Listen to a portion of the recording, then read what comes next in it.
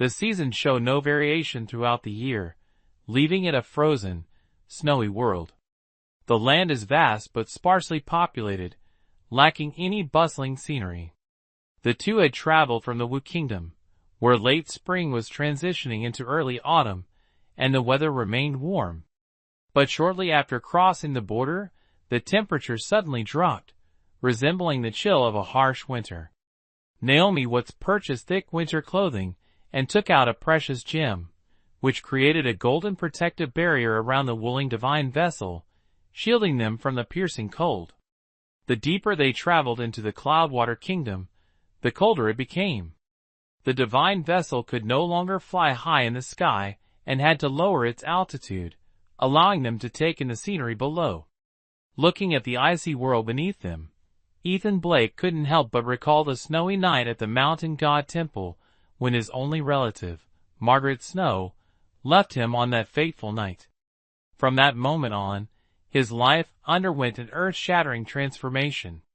Suddenly, an indescribable feeling surged within him, a deep yearning to know what kind of person his father, whom he had never met, truly was.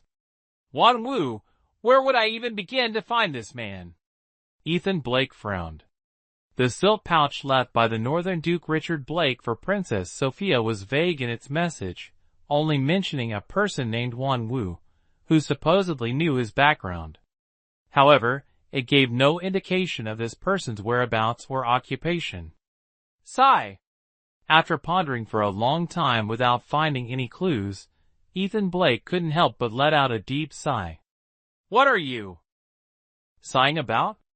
Naomi Watts, wrapped entirely in a fox fur coat that concealed her alluring figure, revealed only her stunningly beautiful face.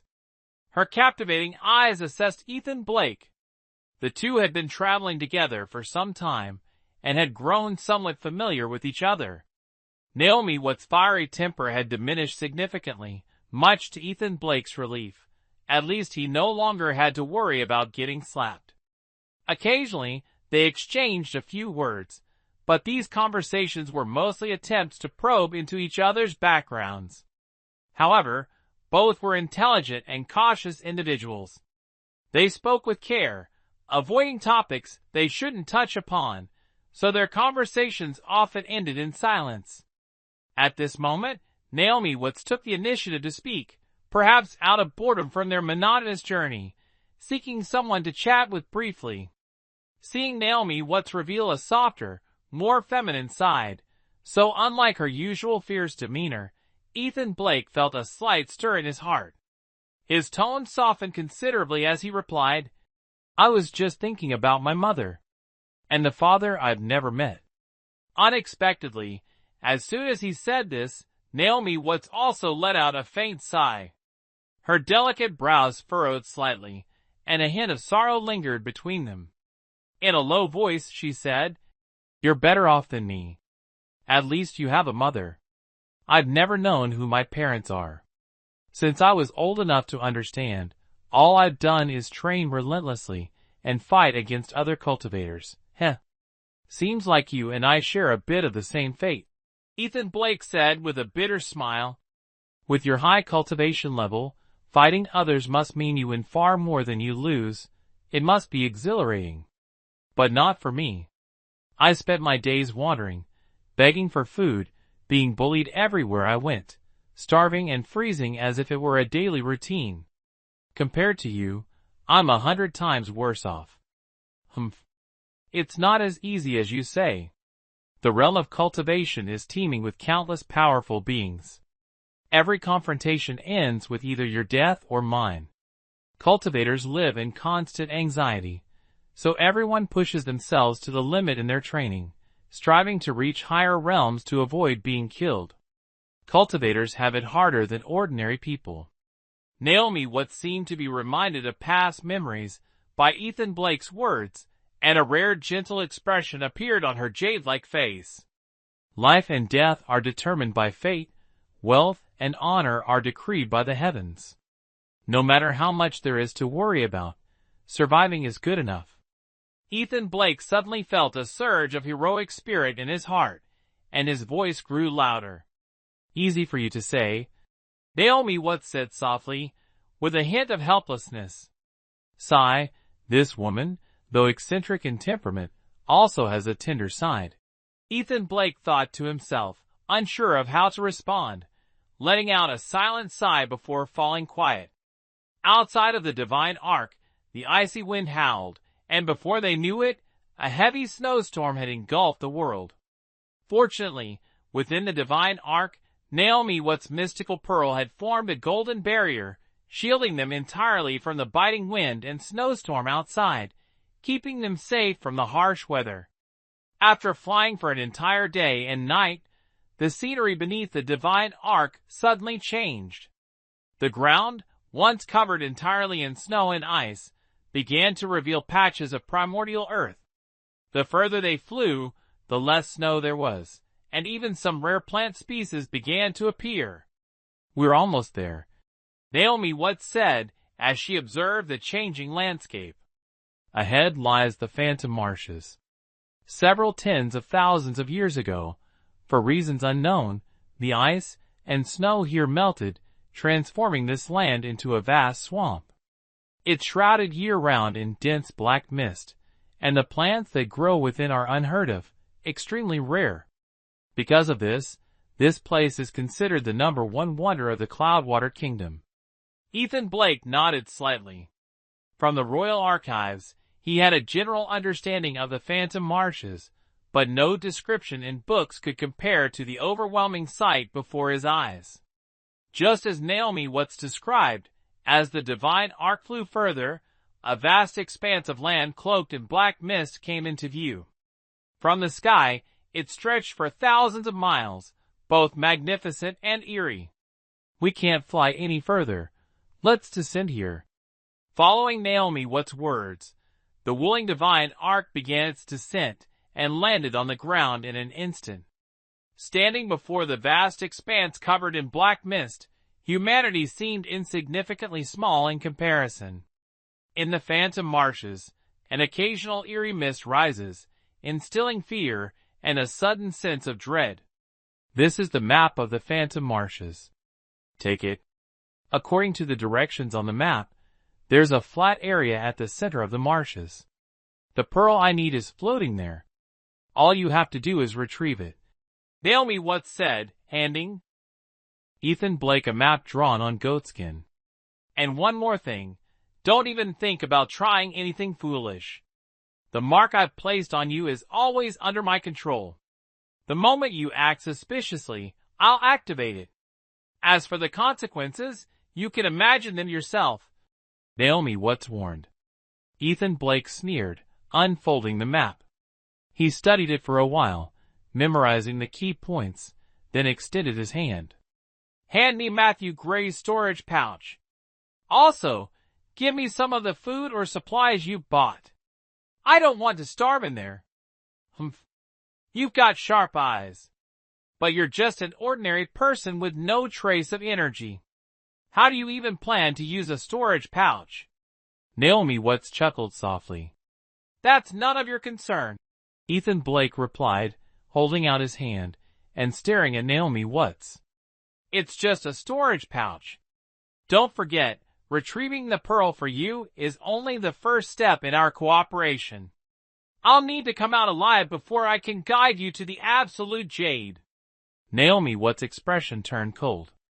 After hesitating for a moment, she pulled out a small pouch and tossed it to Ethan Blake, her tone laced with irritation. "The food and supplies are inside. Figure out how to use it yourself." Ethan Blake quickly caught the storage pouch and examined it. Sure enough, it belonged to Matthew Gray. The pouch was embroidered with a mythical beast riding the wind and clouds, so lifelike it seemed to move. Its craftsmanship was exquisite, and the material was unrecognizable, neither leather nor silk, made from some unknown substance. Noticing Ethan Blake admiring the pouch with apparent fondness, Naomi Watts smirked. "Stop gawking. This storage pouch was crafted from the hide and fur of a rare beast. Consider it a little bonus for you this time." Ethan Blake rolled his eyes, tied the pouch to his waist, and tucked it under his coat. Surely you don't expect me to go in there empty-handed? Do you have any weapons? Maybe a flying sword or some magical artifact? Lend me a couple for self-defense. Earlier, Naomi Watts had already been displeased when he asked for the storage pouch. Now, seeing him push his luck further, she immediately lost her temper and snapped. Will you shut up already? Heh heh. Ethan Blake let out an awkward laugh and turned to head toward the Phantom Marshes. He had been practicing the Codex of Might for 7 years, reaching the tiger-subduing realm, but he had never wielded a weapon. His earlier words were merely meant to provoke Naomi Watts, a small verbal victory at best. As Ethan turned away, he cast a glance at Naomi Watts and sighed inwardly. Once he entered the Phantom Marshes, he doubted they would ever cross paths again. As for the so-called sword aura, he dismissed it. He didn't believe that, from tens of thousands of miles away, it could still be under her control. At the site where the divine arc descended, a narrow winding path stretched straight into the Phantom Marshes, shrouded in thick black mist. Within the mist, ghostly figures loomed, the chilling aura oppressive. What are you standing there for? Quickly take this sword and retrieve the treasure for me. Naomi Watts, seeing Ethan Blake momentarily dazed, snapped angrily. Ethan Blake said nothing, grabbed the sword in his hand, and strode forward. In an instant, his figure vanished into the black mist. Moments later, his voice echoed from within the dark haze. Naomi Phoenix Dew, quite a fitting name. Naomi Watts's expression changed drastically, her face flushing red with anger, as she gritted her teeth and said, Ethan Blake, just wait until you come out. Let's see how I deal with you then. Chapter 44. Phantom Marshes, Lower. Surrounded by thick, impenetrable black mist as dark as ink, it was impossible to discern any direction. One could only see the scenery within half a meter ahead. Ethan Blake, carrying Naomi Watts' treasured sword, cautiously probed forward step by step. He had to tread carefully, for if he fell into a swamp, no amount of shouting would bring help. With such dense black mist, there's no way to tell directions. What's the point of even using a map? Ethan Blake muttered. The oppressive mist made him feel like he was suffocating. If he didn't make some noise himself, he feared he might lose his grip on reality. Gurgle, gurgle. As Ethan Blake fumbled his way forward, a strange gurgling sound suddenly came from about 2 or 3 meters ahead. Listening closely, it resembled bubbles rising from underwater. A swamp lies ahead. Ethan Blake immediately crouched down and carefully moved forward, testing each step to ensure the ground wasn't sinking before daring to place his foot down. After advancing about 2 meters, the gurgling sound was now right in front of him. Unfortunately, the thick black mist, blending with the swamp's color, made it nearly impossible to distinguish anything. Ethan Blake had no choice but to halt and extend the long sword in his hand to probe ahead, trying to figure out what lay before him. Sure enough, as soon as the sword was extended, a sticky, muddy sensation was transmitted back, as if some strange suction force was trying to pull whatever touched it inside. Startled, Ethan Blake quickly withdrew the sword. After pondering for a moment, he began to grope his way to the side. By doing so, he successfully avoided a swamp.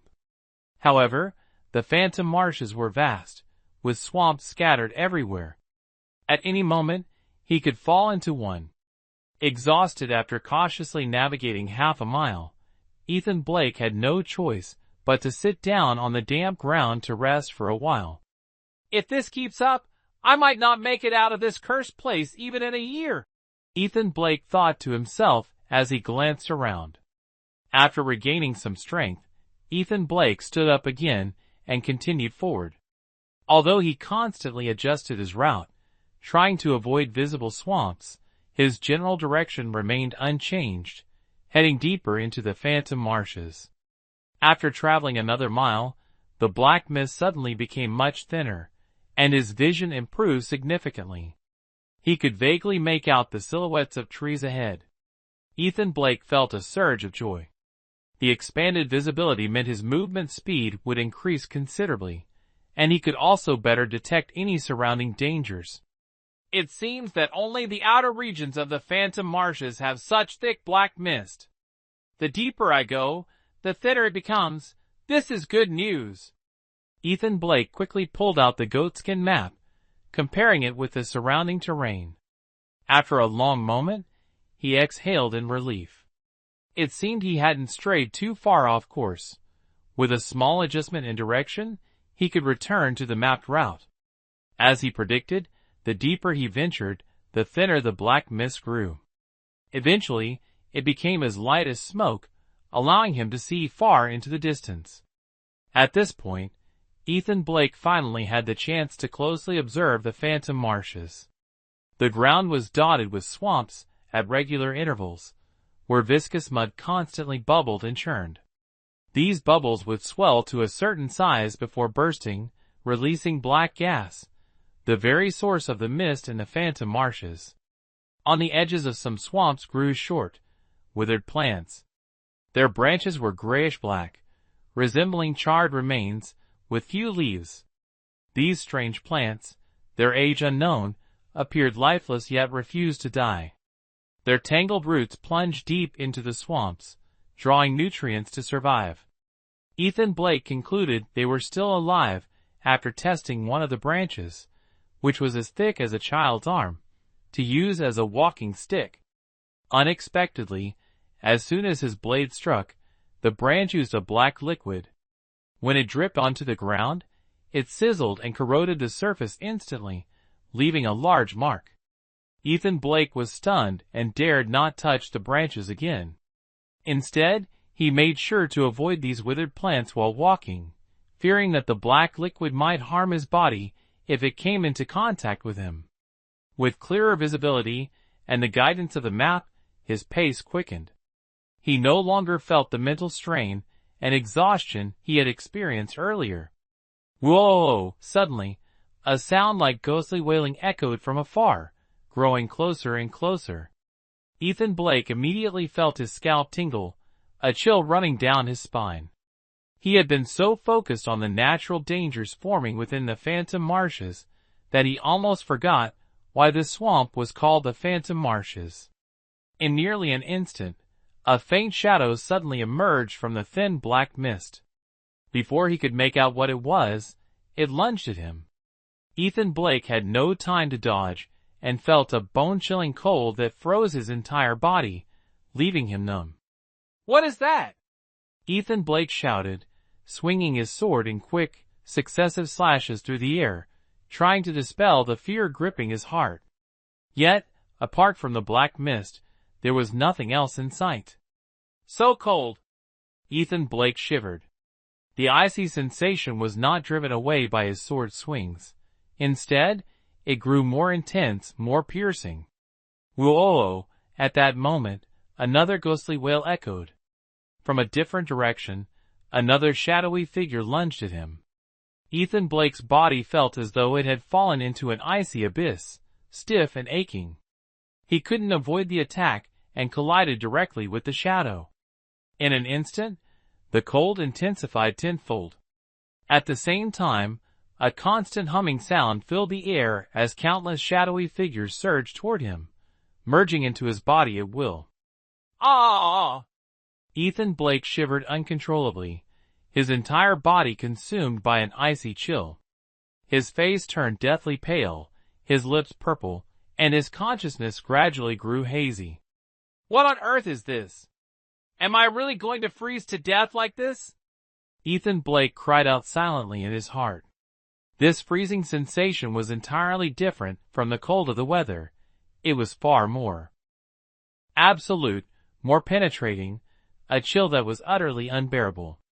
The shadowy specters, faint and ghostly, swarmed toward Ethan Blake like bloodthirsty mosquitoes drawn to fresh blood. He had long lost the strength to resist. Boom! Suddenly, a loud explosion erupted from within Ethan Blake's body. A radiant crimson light flared around him, forcefully repelling the incoming specters. The shadowy figures let out piercing, anguished screams before retreating into the black mist, as if that was their natural habitat. Ah!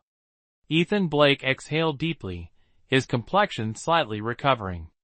At the critical moment, the last remnants of the Genesis elixir's medicinal power had activated, and its abundant energy directly drove back the ghost-like entities.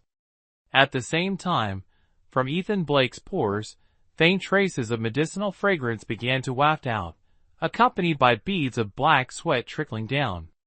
Wiping himself, Ethan Blake raised his palm and marveled at the sight. The black sweat formed tiny, dark granules that, when gently pressed, solidified into a clump resembling clay. These granules were icy to the touch, and once compressed into a lump, their coldness intensified even further. "So, this must be the culprit," Ethan Blake muttered, frowning. He continued extracting more of the black clay-like substance from his body. After working for over half an hour, the black sweat finally ceased, leaving him with a sizable handful of the strange black clumps. During his time at the cave dwelling of Granny Who in Storm Peak Ridge, Ethan Blake had learned about various medicinal herbs and had some knowledge of rare and precious materials. Though he couldn't name this black clay-like substance, he instinctively felt it must hold some kind of significance. So he tore a piece of cloth, wrapped these items carefully, and tucked them away. That was a close call. The ghostly apparitions were blasted away and vanished without a trace, no longer causing trouble, which allowed Ethan Blake to feel somewhat relieved. He knew that the effects of the Genesis elixir had finally worn off. If he were to encounter those spectral creatures again, it would surely mean his death. This time, he became even more cautious, not daring to let his guard down for a moment, as he continued following the directions on the map. Only by reaching the location designated by Naomi Watts and retrieving the treasure could he escape from the other side. Risking his life to come this far, there was no way he could leave empty-handed. While calculating his next moves, the ground suddenly trembled slightly, followed by the thunderous sound of footsteps echoing from a distance. Ethan Blake was startled, thinking to himself that the phantom marshes were indeed formidable, with dangers coming one after another, leaving no room to catch his breath. But this time, he guessed wrong. The thunderous footsteps were not heading in his direction, but gradually moved deeper into the phantom marshes, fading away after a while until everything returned to silence. Something that can produce such loud footsteps must be massive. It seems the deeper parts of the phantom marshes are even more perilous than the outskirts. Ethan Blake sighed. But having come this far, retreat was no longer an option. He could only press forward. I wonder what happens to cultivators who venture in. What exactly is this so-called illusion? Ethan Blake pushed aside the fear in his heart and began carefully pondering the mysteries of the phantom marshes. In the phantom marshes, where day and night are indistinguishable, Ethan Blake would rest briefly when tired and take out rations to eat when hungry. Ethan Blake had prepared in advance. Though he didn't know how to use the storage pouch he carried, he had demanded it intentionally at the time. In truth, during their last resting stop, he had taken the opportunity when Naomi Watts wasn't paying attention to secretly stash away some dried meat and candied fruits, just in case of emergencies. Now was the perfect time to use them.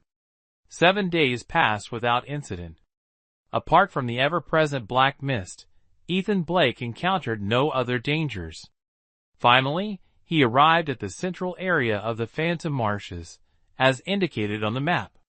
From a distance, there was indeed a vast, flat expanse with no dead trees or swamps, only a solitary stone hut standing quietly in the middle.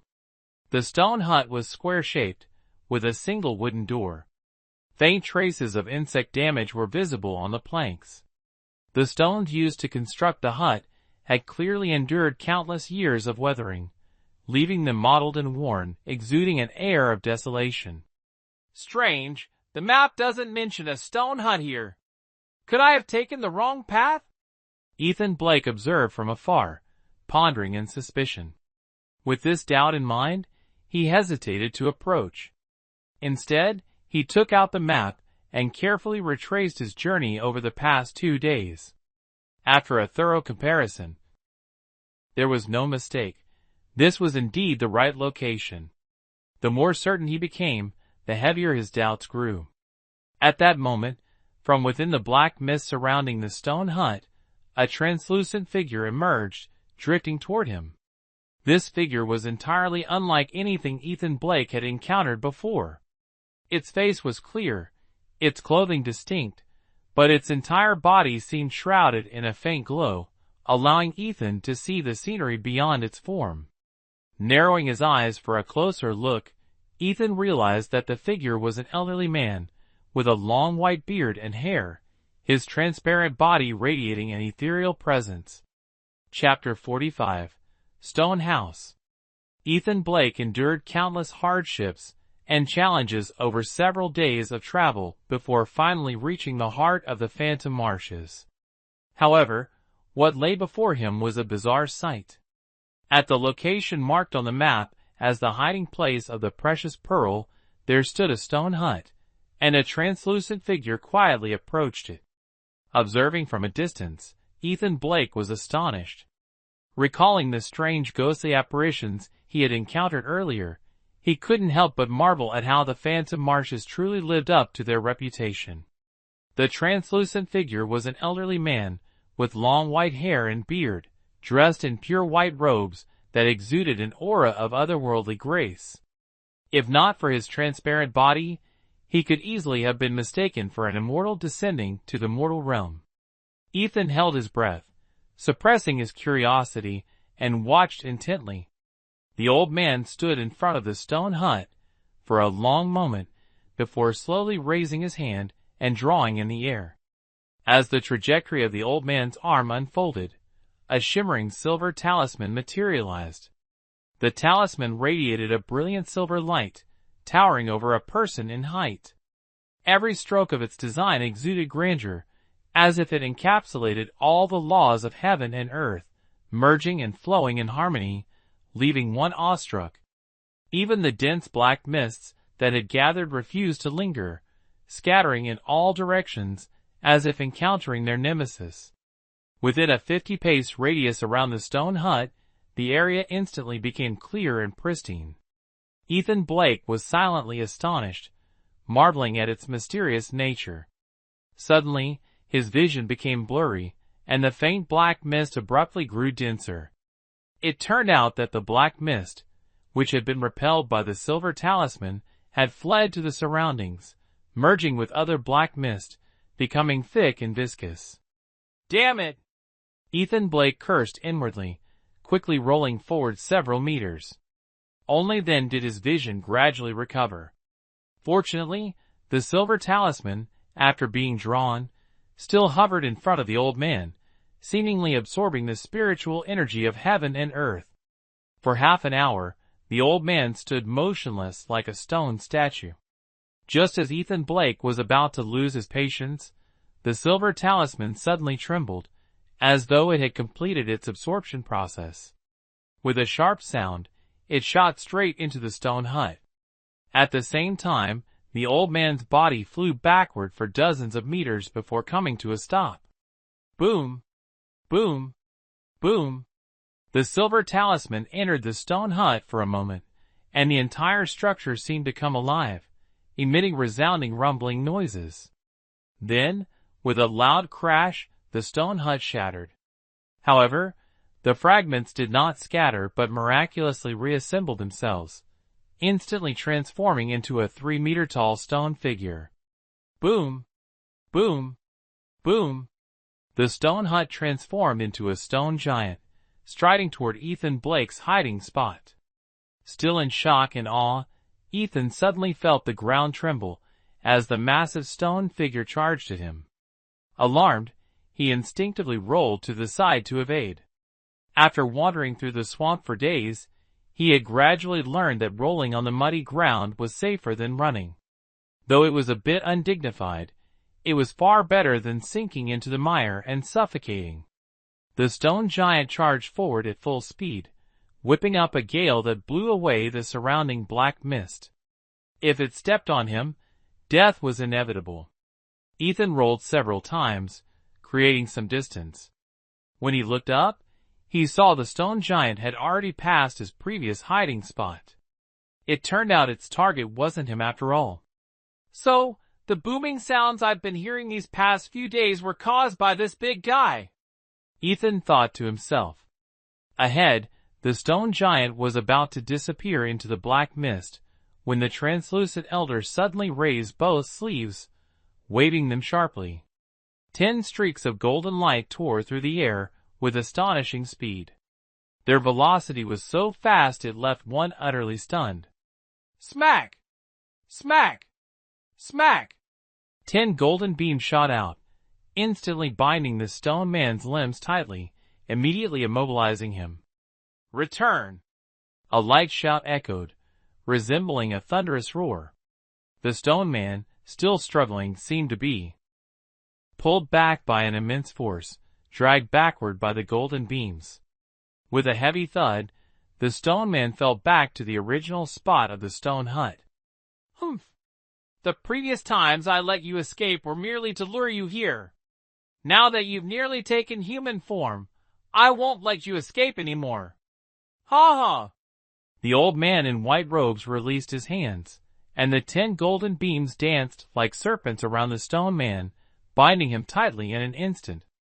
The old man, light as a feather, leaped onto the stone man's head, stroked the beard on his chin, nodded in satisfaction, and muttered to himself, "Though this stone body looks rather foolish, it's still better than having nothing.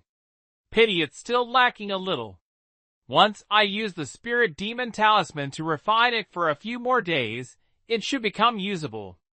Hovering in midair for a moment, the old man finally descended and said, "Even though you're just a stone golem, you possess some spiritual awareness. Surely you can understand my words. Your intelligence has just begun to awaken.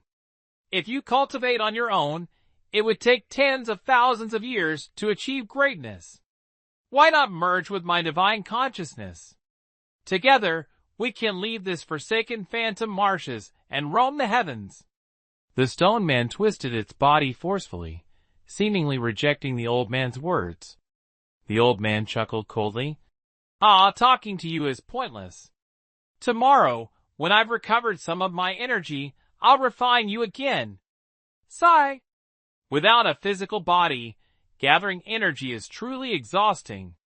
Muttering to himself, the old man shook his head, appearing full of lamentation, then turned and walked away. At the edge of the black mist, the old man waved his hand backward.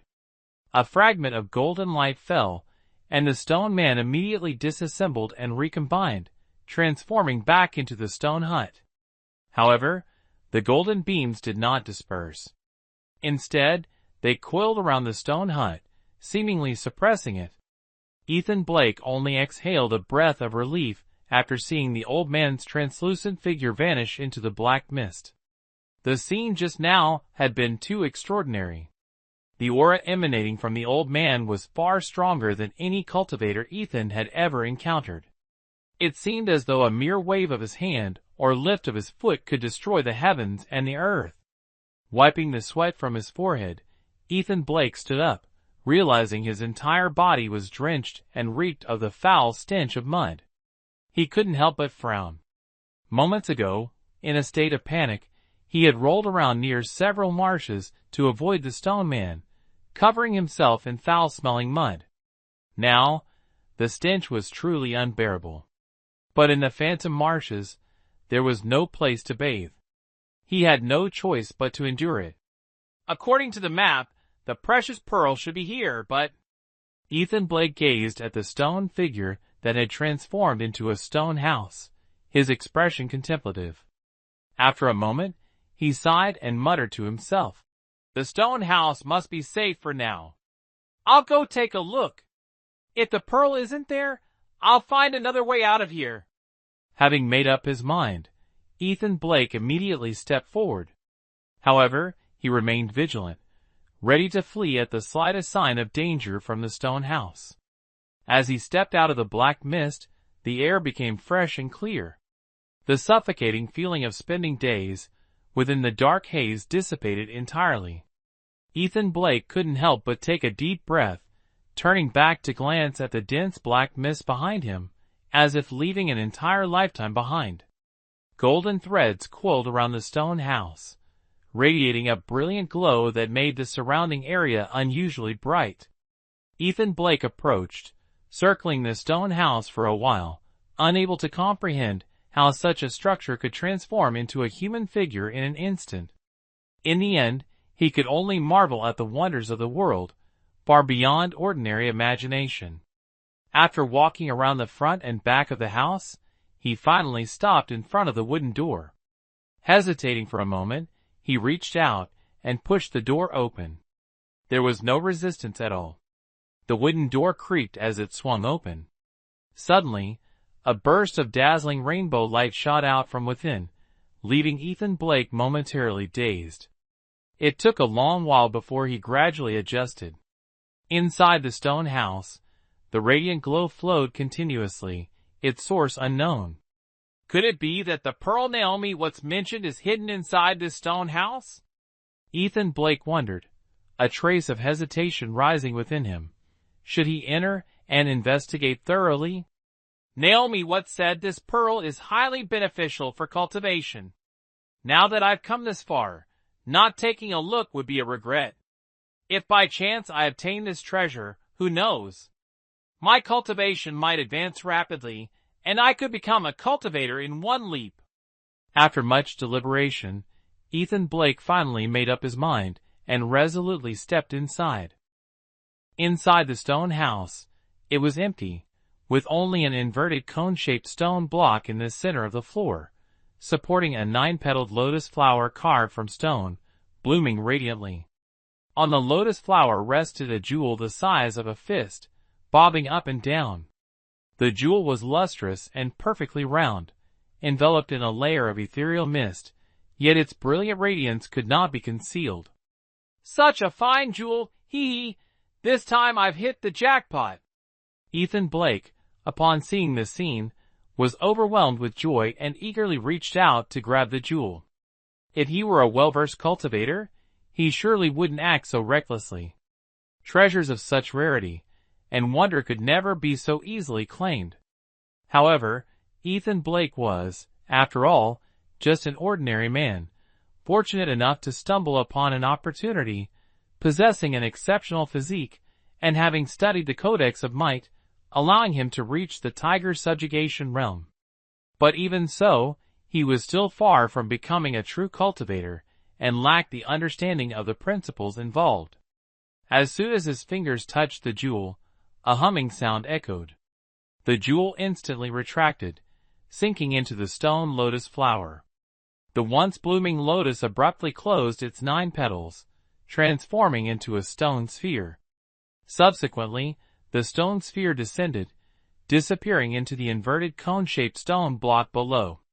In an instant, all the radiance within the stone house vanished, leaving it cold and dark. At the same time, cracking sounds echoed from the 4 walls. Not good! The stone house is about to collapse! Ethan Blake was startled. The drastic change left him unprepared, and the elation he felt moments ago at discovering the treasure had completely dissipated, replaced by an overwhelming sense of dread. Bang! The wooden door, which Ethan Blake had previously opened, slammed shut as if intending to trap him inside. Trying to trap me, huh? Ethan Blake shouted, channeling all his strength into his right fist. He leapt forward and struck the wooden door with all his might. Boom! The wooden door shook violently but remained unscathed.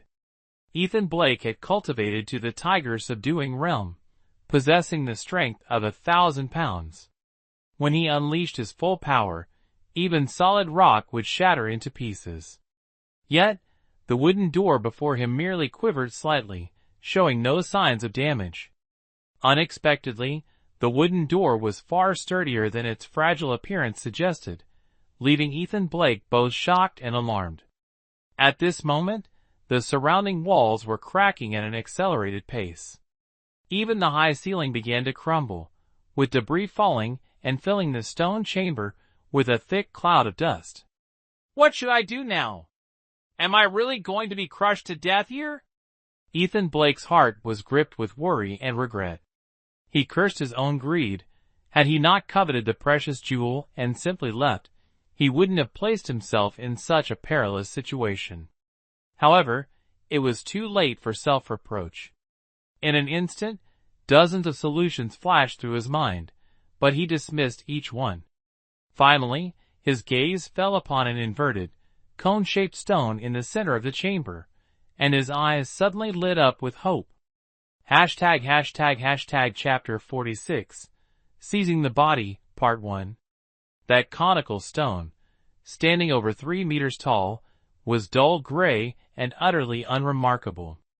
Earlier, when Ethan Blake had just entered the stone hut, his attention was completely captured by the radiant glow of the gem, leaving him oblivious to its presence. Then came the sudden turn of events. The gem and the stone lotus both vanished into the conical stone. At the same time, the stone hut began to quake and crack, danger looming ever closer, further distracting him from noticing the stone.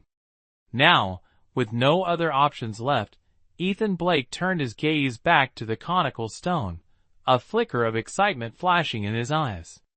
He lunged forward, grabbing the stone with both hands. Surprisingly, it wasn't as heavy as he had expected. With its rounded base pressed against his chest, and its pointed tip facing outward, he let out a loud shout and charged straight at the wooden door. With a resounding crash, the wooden door shattered into pieces. Ethan Blake, still clutching the conical stone, burst out of the stone hut amidst a flurry of wooden fragments, tumbling a considerable distance across the ground. When he raised his head to look back, the stone hut had completely collapsed, crumbling into countless fragments, devoid of any trace of vitality. 10 golden beams of light swirled around the ruins of the stone hut, then shot skyward, converging into a single mass of golden light before streaking off in a specific direction toward the phantom marshes. Ethan Blake pushed the conical stone off him, got up, and dusted off his clothes. Only then did he let out a sigh of relief, thinking to himself how dangerous the situation had been. Fortunately, the stone had proven immensely useful, allowing him to break through the wooden door. Otherwise, he would have been crushed into pulp by now. Remembering the stone, Ethan Blake quickly turned back to look at it. There it lay on the ground, still unremarkable in appearance. Yet he knew that the dazzling multicolored gem had entered the stone, and there was undoubtedly some profound mystery hidden within it, one he had yet to unravel. "This thing is truly extraordinary," Ethan Blake muttered as he stroked his chin, crouching down to study it intently for a long while. The rock was a solid, seamless block without any gaps, clearly formed naturally. But how could the precious gem have embedded itself within it? After studying it for a long time without any results, Ethan Blake decided to take off his outer coat, wrap the rock, and strap it to his back. He planned to find a safe place to study it further once he left the Phantom Marshes. Not to mention the unpredictable mystery of the Phantom Marshes, the translucent old man alone would surely not let him off if he discovered Ethan damaging the stone hut. Moreover, outside the Phantom Marshes, there was the erratic Naomi Watts to contend with. As soon as he strapped the cone-shaped rock to his back, from the direction where the golden light had flown earlier, a surge of black mist shot into the sky. The black mist roiled and transformed in midair into a massive hand, which immediately struck down in his direction. Ethan Blake silently cursed and bolted. Boom! The giant hand slammed fiercely onto the clearing where the stone hut once stood, producing an earth-shattering sound as the ground trembled violently. The powerful impact churned the black mist and thick swamp mud around the clearing, sending mud splattering and mist swirling chaotically. It was clear that the attacker was enraged.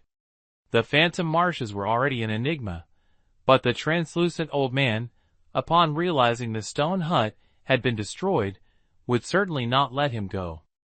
After the first strike, the massive hand rose again, aiming for Ethan Blake, who had been flung aside, leaving a giant handprint on the ground.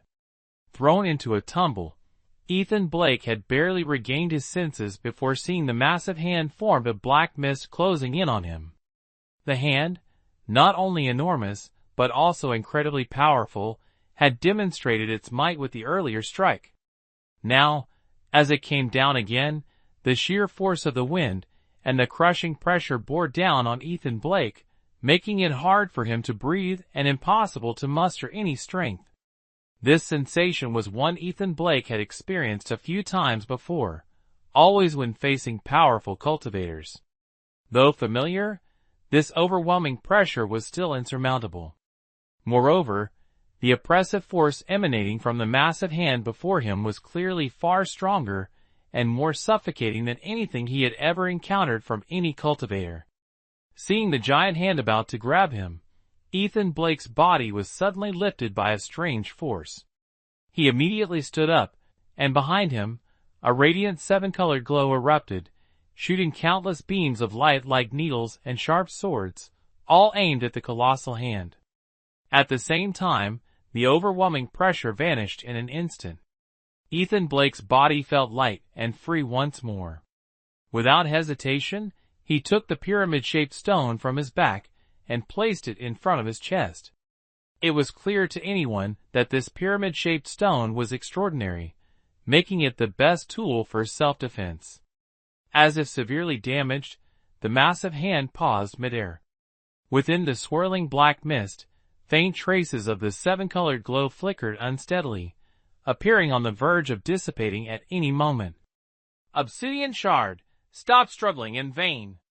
You think you can escape the phantom marshes by using this boy? Daydreaming? A voice rang out from above, and a flash of white light followed.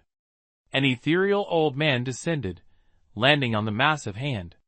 The old man swiftly moved his hands, capturing all the seven-colored radiance within moments. He rubbed his hands together, condensing the light into a single mass, and then with another jolt, the radiance shattered into tiny specks of light.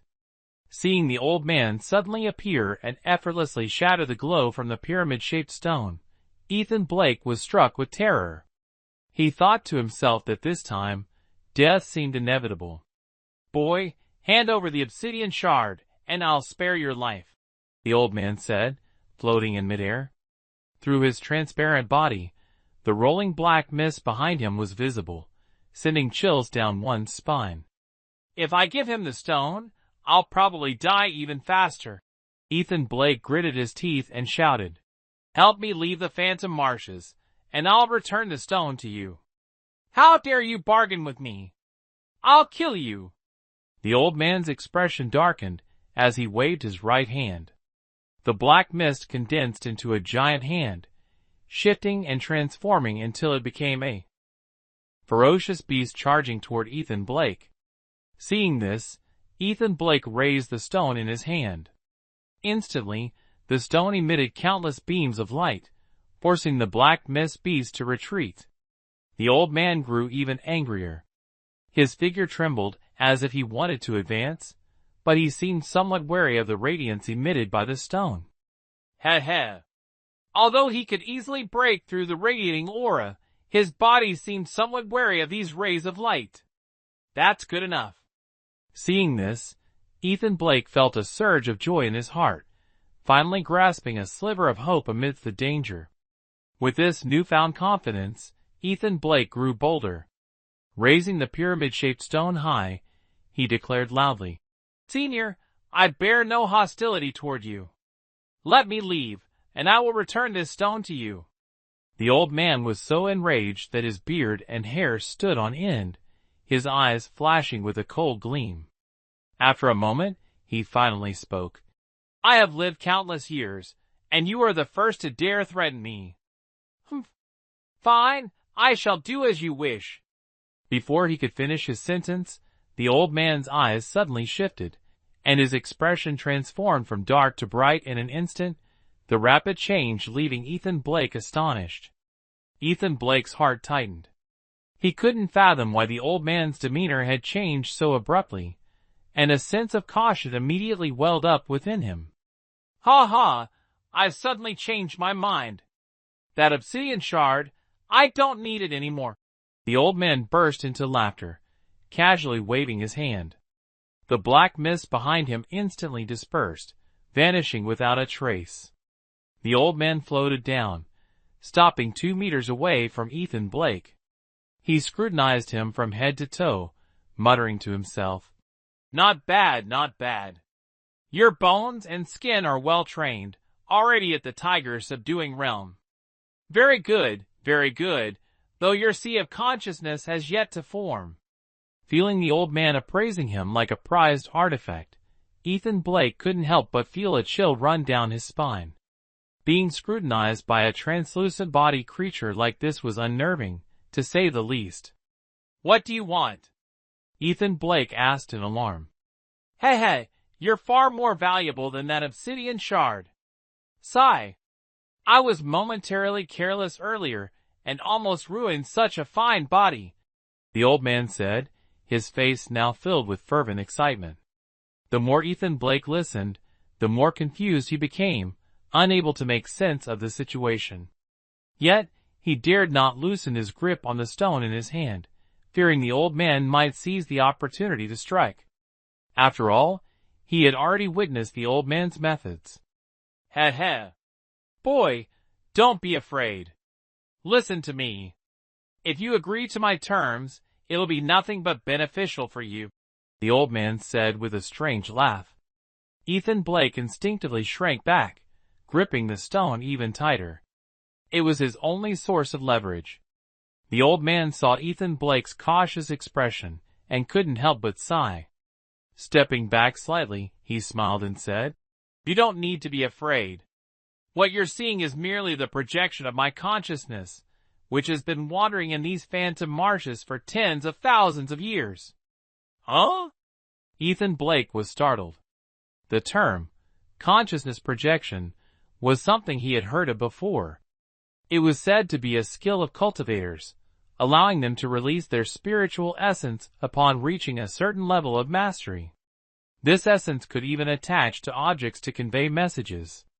For example, the piece of jade left by Charles Green contained a fragment of consciousness, which explained its properties to Ethan. However, after a single use, it completely dissipated. Yet the old man before him had condensed his consciousness into a physical form. Though translucent and ghost-like, it exuded an aura of supreme power, and his cultivation level was evident at a glance. Ethan Blake was inwardly astonished by the old man's profound cultivation. The elder, however, continued speaking to himself. "It's rather embarrassing to admit. I was born under an unlucky star. Ever since stepping onto the path of cultivation, I've rarely encountered smooth sailing. The moment I learned to fly, I managed to collide with a bird in the sky. And that's just the tip of the iceberg. After calculating and planning for centuries, everything I worked for always ended in vain, my efforts wasted." The old man seemed oblivious to Ethan Blake's wary demeanor. With his hands clasped behind his back, he gazed up at the sky, as if reminiscing about his tragic life. At this moment, he appeared entirely different from the imposing, wrathful figure he had been when he first appeared, his demeanor now melancholic and forlorn. "Are all cultivators this unpredictable?" Ethan Blake couldn't help but question inwardly. The old man didn't spare him a glance, continuing his monologue. "During the last great battle between immortals and demons, I miscalculated and had my body destroyed by a demon god. I was forced to flee with only my consciousness, ending up in this desolate place where not even birds bother to perch. I've been trapped here for tens of thousands of years." Sigh. There was a trace of lament in his tone, and Ethan Blake couldn't help but chuckle to himself. From the elder's words, it seemed his misfortunes were unparalleled, as if all the bad luck in the world had been concentrated on him. Sigh. The old man suddenly let out another heavy sigh, his voice tinged with frustration. The stone in your hand contains the life essence of Shurgan Dang. It took me 5,000 years to mold it into a humanoid form, intending to take possession of it and escape this place. But you ruined it. Truly, the heavens are against me. However, my streak of bad luck is finally coming to an end. I've decided to take over your body instead. Ha ha! A living, breathing body of flesh and blood.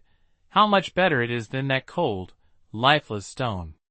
As he finished speaking, his voice grew sharp and piercing.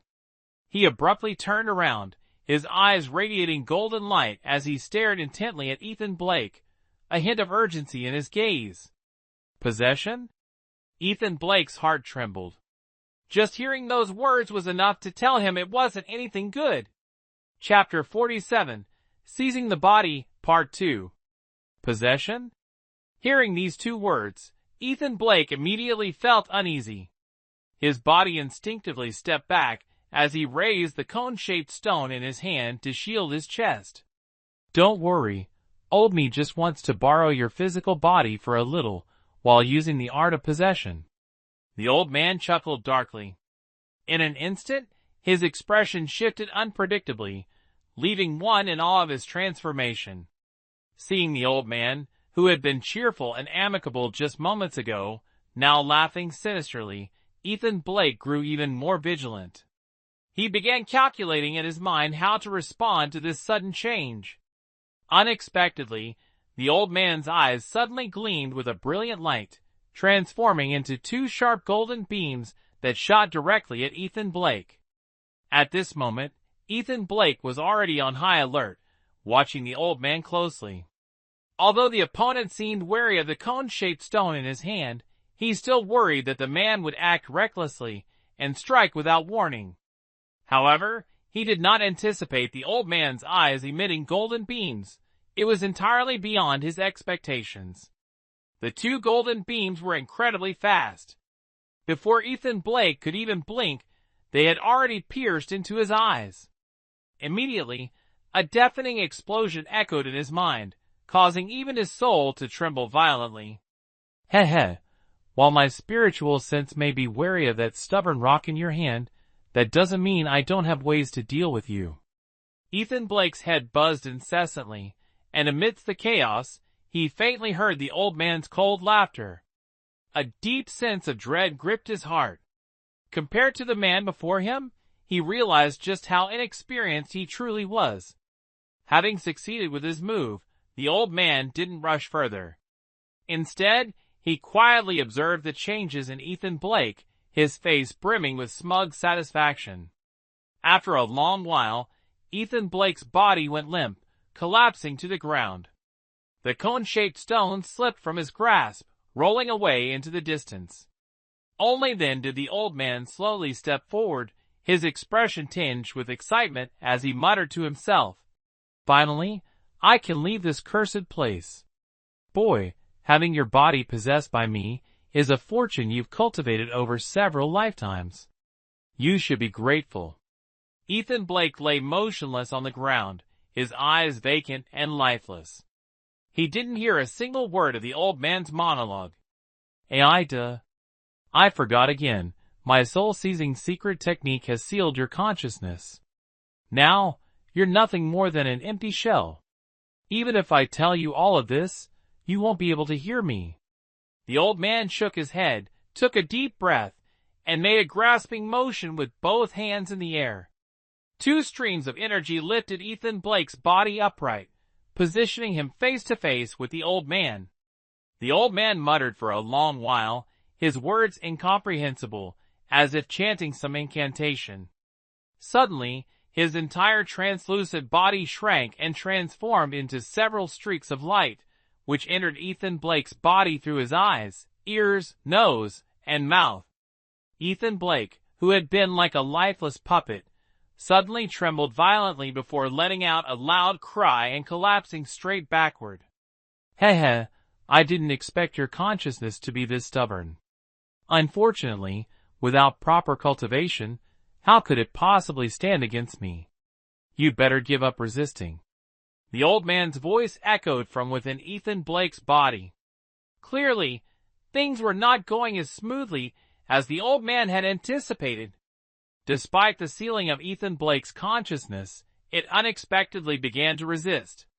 However, what happened next was even more unexpected for the old man. The moment his consciousness entered Ethan Blake's body, all the black mist of the phantom marshes seemed to be drawn by some mysterious force. It surged upward, swirling furiously toward their location. The black mist gathered faster and faster, growing denser and darker, eventually forming a massive black cloud, with occasional flashes of purple lightning flickering within. Ethan Blake, struck by the golden light and knocked unconscious, struggled to make sense of what had happened. He suddenly felt two beams of golden light shoot into his body, generating a strange suction force that condensed all his awareness and imprisoned it. The sensation was indescribable. If he had to put it into words, it felt as though his soul had been torn from his body. Fortunately, he could still think, still perceive, only his body was no longer under his control. Is this soul possession? Soul possession? Ethan Blake pondered, trying to break free from the golden light's imprisonment. Soul possession meant forcing someone to abandon their body and seizing it for oneself. The old man had used the golden light to imprison his consciousness. This was the first step of soul possession. Sure enough, as Ethan Blake struggled, he felt an unfamiliar presence invading him. The sensation was overwhelmingly powerful, an oppressive force that, with an almost indisputable attitude, instantly seized his body. "No!" Ethan Blake's consciousness shouted loudly, attempting to resist the old man's invasion. At the same time, the two golden rays restraining him seemed shaken by this aura, loosening their grip. Seizing the opportunity, Ethan Blake struggled free from the binds and surged forward. The spiritual consciousness of the two clashed fiercely in an instant, entangling in a heated battle. Even without the golden rays restraining him, Ethan Blake's spiritual consciousness was ultimately just instinctual. Compared to the old man's spiritual consciousness, honed over countless years, it was far too feeble. After a few exchanges, it was suppressed into a corner, even showing signs of fading. Whether a cultivator or an ordinary person, the dissipation of spiritual consciousness inevitably meant true death. Therefore, many cultivators, in moments of life and death, would abandon their physical bodies to allow their spiritual consciousness to escape, granting them a chance to rise again.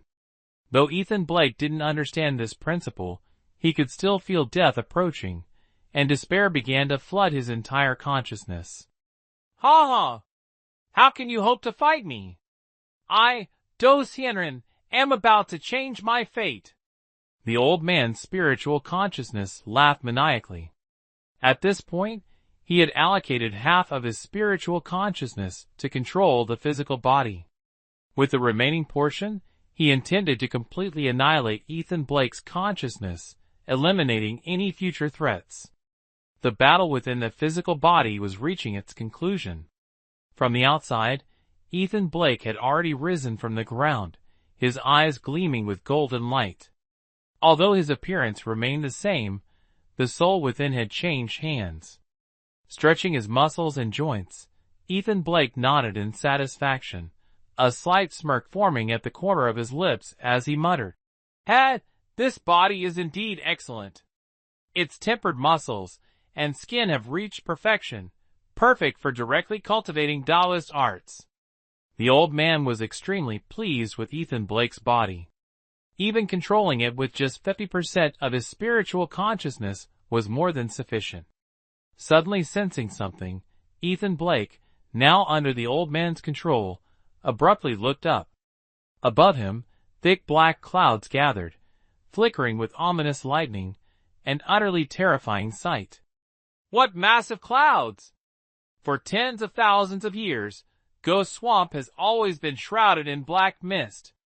When did clouds like these appear? The old man muttered to himself. Then, As if realizing something, he suddenly shouted, "This is bad!" and leapt up to flee. Crack! Without any warning, a purple lightning bolt struck down from the black clouds. Had he not reacted quickly, the body under the old man's control would have been reduced to ash. "What is this? Damn heavens!" the old man cursed as he ran. Dark clouds seemed intentional, as lightning bolts struck down in rapid succession, forcing the old man to scurry in disarray. Having just seized a physical body, the old man struggled to control it as adeptly as his original form, gradually revealing a disheveled state. Yet, what shocked him even more was that no matter how much he ran, his movements remained confined to the same spot as before, unable to take even a single step away. "Damn heavens! How long do you plan to toy with me?" the old man roared in anger, leaping toward a cone-shaped rock and lifting it high above his head with one hand. His spiritual consciousness condensed into a human form, deeply wary of the seven-colored light emanating from the cone-shaped rock. However, after acquiring a physical body, he no longer felt such apprehension. At that moment, another thunderbolt struck down, landing squarely on the cone-shaped rock. This rock, tempered over thousands of years, not only possessed immense spiritual energy, but had also reached an unimaginable level of hardness. The lightning bolt struck the rock, which absorbed it entirely. The rock surface flickered with electric light, emitting crackling sounds, yet it remained completely unharmed. "Ha ha! Damn heavens! If you have the guts, strike me again!" the old man exclaimed in delight, raising the rock in his hand and taunting the skies. Crack! Unexpectedly, as soon as he shouted, another lightning bolt descended. This time, it was different. The lightning pierced through the rock and entered his arm. The old man's expression changed drastically. Without time to curse the heavens, he quickly raised his left hand, pressing his index and middle fingers together. A faint light flickered at his fingertips as he directly pressed them against the center of his forehead. Whoosh! Immediately, from Ethan Blake's physical body, a struggling phantom emerged. It was the old man who called himself being immortal, attempting to seize Ethan Blake's body. The translucent divine form of being immortal continued to struggle desperately, breaking free from Ethan Blake's body and flying 3 meters away. Only then did he reveal a look of terror, staring intently at that physical body. On Ethan Blake's body, electric light surged wildly, enveloping him entirely in a purple electric glow. From a distance, he looked like a being made of electricity. Being Immortal's expression turned extremely grim as he muttered to himself, "Heavens, could this be your will? To trap me, Being Immortal, in this cursed place forever? What have I done wrong? Compared to other cultivators, how much more virtuous am I? Why must you target me? Tell me why." Crack! Another bolt of lightning struck down, landing directly on Being Immortal's divine consciousness. The heavens seemed to respond to his question in this manner. "Ah!" Being Immortal let out a miserable scream. His divine consciousness, condensed into human form, began to blur, showing terrifying cracks. "Do you want to kill me? Do you truly want me to disappear?" Being Immortal's voice grew fragmented, as though he could vanish at any moment. "Damn heavens! I won't let you have your way." With a look of resolute determination, Being Immortal's nearly shattered divine consciousness suddenly charged toward a conical stone. The boulder could neutralize lightning. Dao Tianren intended to hide within it, rendering even the heavens powerless against him. In an instant, Dao Tianren's divine consciousness entered the cone-shaped boulder. A bolt of lightning struck down fiercely, crashing against the rock, but it could no longer harm his spirit. "Ha ha! Let's see what you can do to me now!" Dao Tianren laughed triumphantly from within the boulder. Crack! Crack! Several more bolts of lightning struck in succession, but they failed to shatter the rock or injure Dao Tianren inside. After a while, the lightning barrage finally ceased, and the dark clouds gathering in the sky gradually dissipated, transforming into black mist that spread across every corner of the phantom marshes. Everything that had just unfolded seemed as though it had been orchestrated specifically for Dao Tian Ren. Chapter 48. The Tower of Treasures. Ethan Blake's entire body burned with excruciating pain, as if engulfed in raging flames. His skin was charred black, his hair and eyebrows nearly gone, lips dry and cracked, oozing faint traces of blood. Delicious! Ethan Blake groaned softly, his throat feeling as though it was on fire, desperately craving a sip of cold water to quench the searing dryness. It had been 5 days since his body had been seized by the being immortal, and Ethan Blake had been unconscious ever since, until now. Water! Water! Ethan Blake struggled to open his eyes, his mind still hazy, his hands fumbling over his body. After searching for a moment, his fingers suddenly grasped a gourd that had been tucked at his side. Without hesitation, he opened the lid, brought it to his lips, and drank deeply. Instantly, a stream of cool, refreshing liquid flowed from the gourd, coursing down his throat into his stomach. The burning sensation vanished without a trace. After a moment of relief, Ethan Blake's mind finally cleared. He sat up abruptly, staring blankly at the gourd in his hand. This gourd was an item he had obtained from William Ford, the man who had caused his mother's death years ago. William Ford was from the Cycle of Souls order.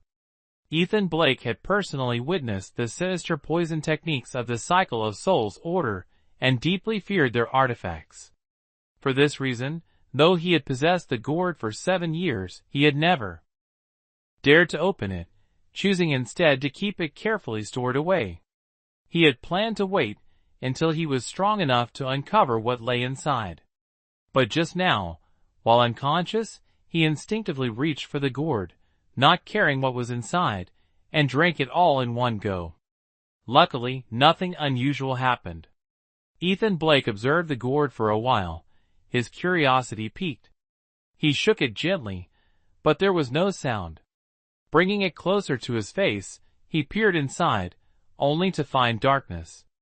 What exactly is in this gourd? It tastes sweet and refreshing, leaving me feeling clear-headed and invigorated. Truly miraculous, Ethan Blake muttered. Humph, kid, that gourd is called the Prosperity Jade Essence. No matter what liquid is put inside, it gets purified into jade nectar. For ordinary people, drinking it strengthens the body and prolongs life. For cultivators, it cools internal heat, detoxifies, satiates hunger, and quenches thirst. Especially against thunderfire poison, it has extraordinary effects. As Ethan Blake finished speaking, a calm voice belonging to Dai Immortal echoed not far from him. Startled, Ethan Blake rolled onto his feet, scanning his surroundings, but Dai Immortal was nowhere to be seen. He shouted loudly, "You old monster, still alive? If you're planning to seize my body again, beware of the heavens striking you down. This old man doesn't die so easily. That damned heaven, sooner or later, I'll settle the score with him." Dai Immortal growled fiercely. "Hey, where are you hiding now? If you've got the guts, come out." Hearing the voice, but seeing no one, Ethan Blake's heart pounded as he called out loudly. "All right, stop looking around. I'm in that stone over there," Dai Immortal said with a cold snort, irritated by his current predicament and silently cursing heaven once more. Dai Immortal had hidden himself within a cone-shaped stone, which Ethan Blake hadn't noticed. Now, hearing the voice claim to be inside the stone, he looked up and saw the cone-shaped rock lying quietly nearby, faintly emitting small electric sparks. Ethan Blake dared not approach, only observing from a distance. A few days ago, Dai Immortal had taken advantage of his unguarded state to launch a sneak attack. This time, he wouldn't fall for the same trick. Kid, your luck is truly remarkable. Struck by lightning, and yet you survived. Not only that, but in just 5 short days, you've regained control of your body. TSK, my fortune compared to yours is like night and day, Do Immortal remarked, sighing at the stark contrast in luck between them, which was as clear as daylight and needed no further elaboration. Ethan Blake felt a surge of irritation in his heart and said coldly, "If you hadn't seized my body, I wouldn't have been struck by lightning. Even the heavens couldn't stand it. This isn't my luck. It's your actions violating the laws of nature." "Bah! Laws of nature? What nonsense! Every cultivator's hands are stained with the blood of others, stepping on bones to climb to the top. Compared to them, I, Dai Immortal, am far better. The heavens only bully the weak." Dai Immortal retorted immediately, "Enough. I don't understand what you're saying, nor do I care. Stay in that rock. I need to leave now." Ethan Blake, wary of any further mishaps, stood up and prepared to walk away. "Hey kid, take me with you. My divine sense has been severely weakened by the lightning strike, and I'm trapped in this stubborn rock. I can't move freely. If this continues, I'll suffocate to death." Dai Immortal's tone suddenly shifted, carrying a hint of pleading when he saw Ethan Blake about to leave. "Humph. Who would believe you?" Ethan Blake paid him no attention and started walking away. "You won't be able to leave the Phantom Marshes without me guiding you," Dai Immortal suddenly said. Ethan Blake stopped in his tracks. Dai Immortal wasn't wrong. Even with a map, he wasn't confident he could retrace his steps and exit this place. Besides, he wasn't planning to go back the same way, knowing Naomi Watts was still waiting for him there. "How about this? I'll guide you out of the Phantom Marshes, and you take me along," Dai Immortal quickly proposed, as if afraid Ethan Blake would ignore him and try to find his own way. Ethan Blake frowned. He wasn't entirely sure about this. After all, Dai Immortal was an ancient monster. Who knew what schemes he might be plotting? If he turned hostile midway, Ethan couldn't guarantee the heavens would strike him with lightning again. "Don't hesitate. I'm imprisoned in this rock. Dreaming of escaping on my own is wishful thinking. If you take me out and find a powerful cultivator to free me, I'll already be endlessly grateful," Dai Immortal said, his tone almost tearful, as though burdened with countless grievances and nowhere to vent them. "So that's it. You don't just want me to take you out. It seems you lack sincerity. Forget it. I'll go on my own," Ethan Blake said. "Wait. Tell me what you want me to do. As long as it's within my power, I'll agree." Dai Immortal grew anxious. Despite his profound cultivation and unmatched wisdom, he was currently trapped in a rock and had no choice but to lower himself. Fortunately, this young man seemed to know when to advance and when to retreat. "Is that so?" Ethan Blake turned back, a sly glint flashing in his eyes. From Dai Immortal's tone and the earlier situation, Ethan had guessed that his words were likely true. He was merely trying to extract more benefits from the old man.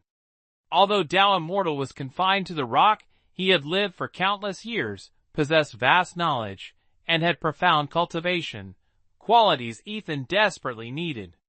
"I swear it's true. If I lie, may I be struck by." Dai Immortal began to swear, but abruptly stopped when mentioning lightning. Had it not been for that unexpected lightning strike, he might already have escaped the Phantom Marshes, enjoying freedom in a new body. Ethan Blake nodded, stroking his chin. "This rock is too big. Carrying it is troublesome. If it could shrink a bit, that would be much better." "This is not difficult at all," said Being Immortal immediately. Then, the pyramid-shaped stone rapidly shrank until it was only the size of a palm, resembling a spindle. Ethan Blake stared in amazement, exclaiming in admiration. Being Immortal, feeling proud, continued, "This stone is the essence of life from Shurgan Dang. As long as my divine consciousness hides within it, I can alter its size and shape at will. It's a trivial matter. Let me tell you, Even using it to kill and seize treasures is no problem. Then why don't you turn it into a fat pig? Ethan Blake teased mockingly. Being immortal fell silent at once.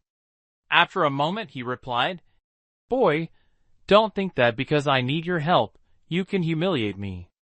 Many years ago, I was a grand immortal revered by all. Ethan Blake froze, feeling a bit ashamed. Indeed, he had been a little smug earlier.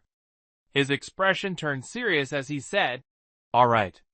Then tell me, what shape would be best for this thing? After a brief silence, Being Immortal suggested, How about turning it into a tower? I can set up 9 great formations inside the tower to enhance its power. If you ever face a formidable opponent, it could also serve as a means of protection. All right, then let's make it a tower. Ethan Blake said, secretly delighted. This time, Being Immortal said nothing. From within the stone, dozens of golden beams of light shot out, interwoven with the 7-colored radiance of the stone itself. These lights worked like the hands of a divine craftsman, sculpting the pyramid-shaped stone. It took an entire hour before it was finally complete.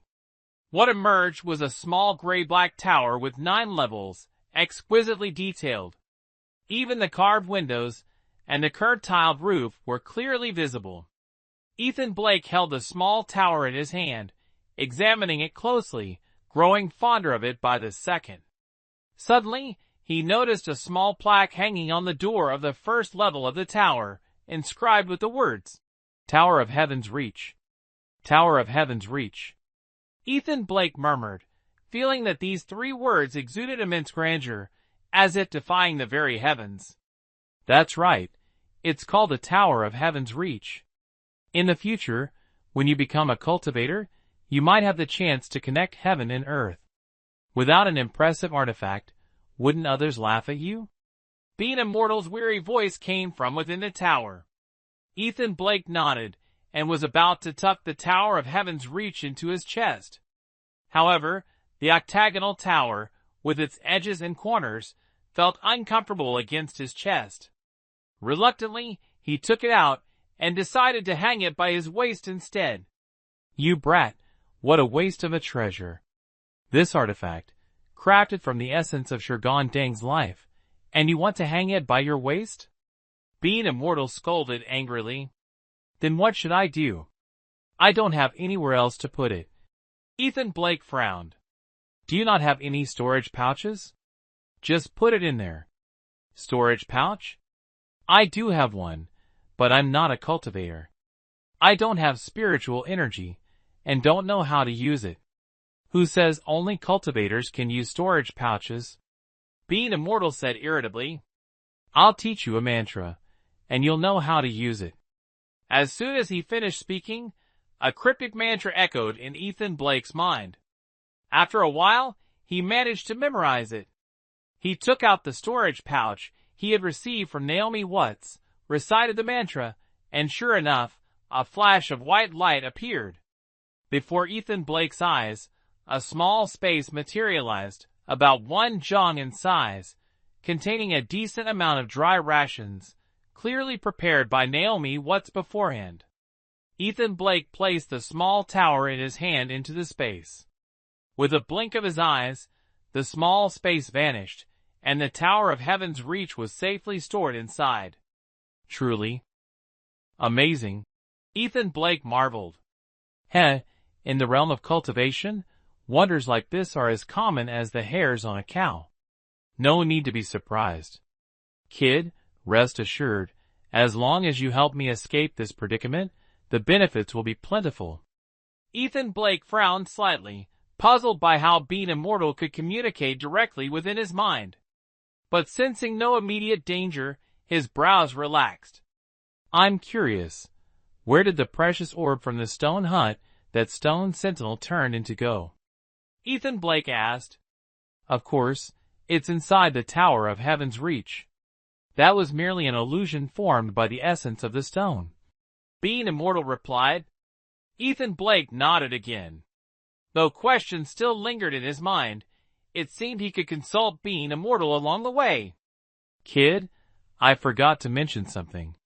Just now, when refining the Tower of Heaven's reach, my divine sense was severely depleted. For now, I won't be able to alter the tower's shape for a while. However, communicating with you is still possible. It's no big deal. The Tower of Heaven's reach is already so exquisite. Why would it need to change its form again? Chapter 49, Escape, Part 1. The one-leaf spirit vessel floated silently outside the phantom marshes. Naomi Watts sat cross-legged on it, her eyes half closed, immersed in meditation. She had been like this for over 10 days. The sword aura planted within Ethan Blake faintly flickered in her sea of consciousness, constantly reflecting his condition. Suddenly, her eyes snapped open. Her beautiful gaze turned toward the phantom marshes, and her jade-like face revealed a hint of doubt. Could something have happened? I seemed to no longer sense the aura of the sword. Naomi Watts murmured to herself.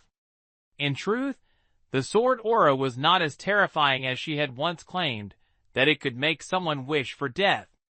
Its only function was to track Ethan Blake's location and sense his presence. This was a technique known to many cultivators, one that Ethan Blake, with his limited knowledge, naturally would not understand. For days, Naomi Watts had been monitoring Ethan Blake's situation.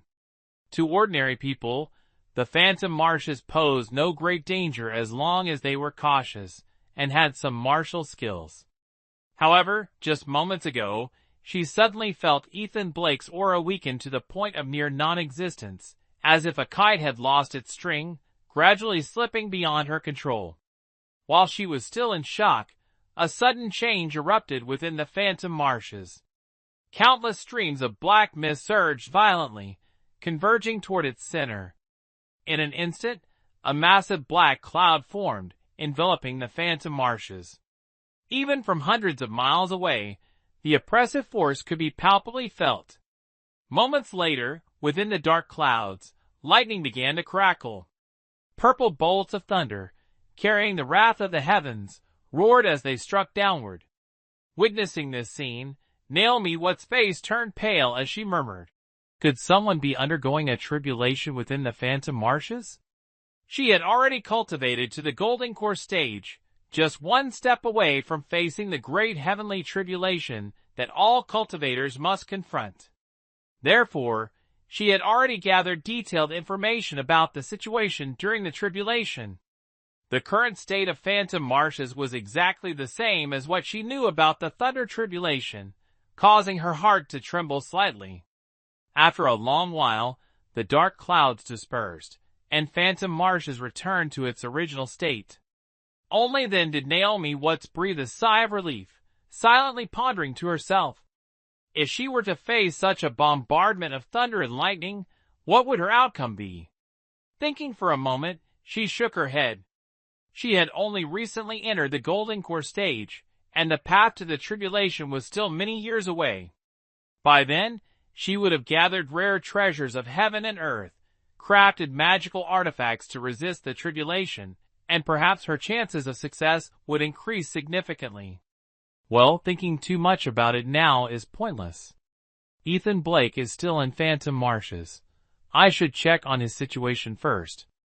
I can't let him get struck dead by lightning. Naomi Watts calmed her mind and once again delved into her spiritual sea, sensing the sword energy within Ethan Blake. Moments later, she revealed a joyful expression, thinking to herself that this boy's luck was truly extraordinary. To emerge unscathed from the thunderclouds and lightning, it seemed her chances of obtaining the life essence of the stone sentinel had increased significantly. Thus, 5 more days passed. The sword energy Naomi Watts sensed within her spiritual sea began to move, but to her surprise, it wasn't heading in her direction, it was moving the opposite way. Not good, this brat is trying to escape. Naomi Watts snorted, standing up with a hint of anger flashing across her jade-like face. After a brief hesitation, she moved her feet, and the divine feather spirit boat transformed into a streak of light, speeding toward the edge of phantom marshes. Trying to run away?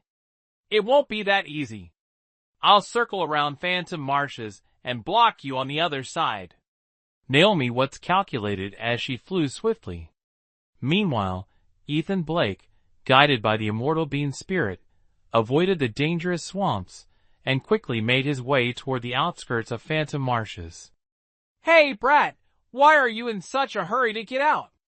Could it be someone's trying to hunt you down? The immortal being spirit asked curiously, its tone carrying a hint of teasing.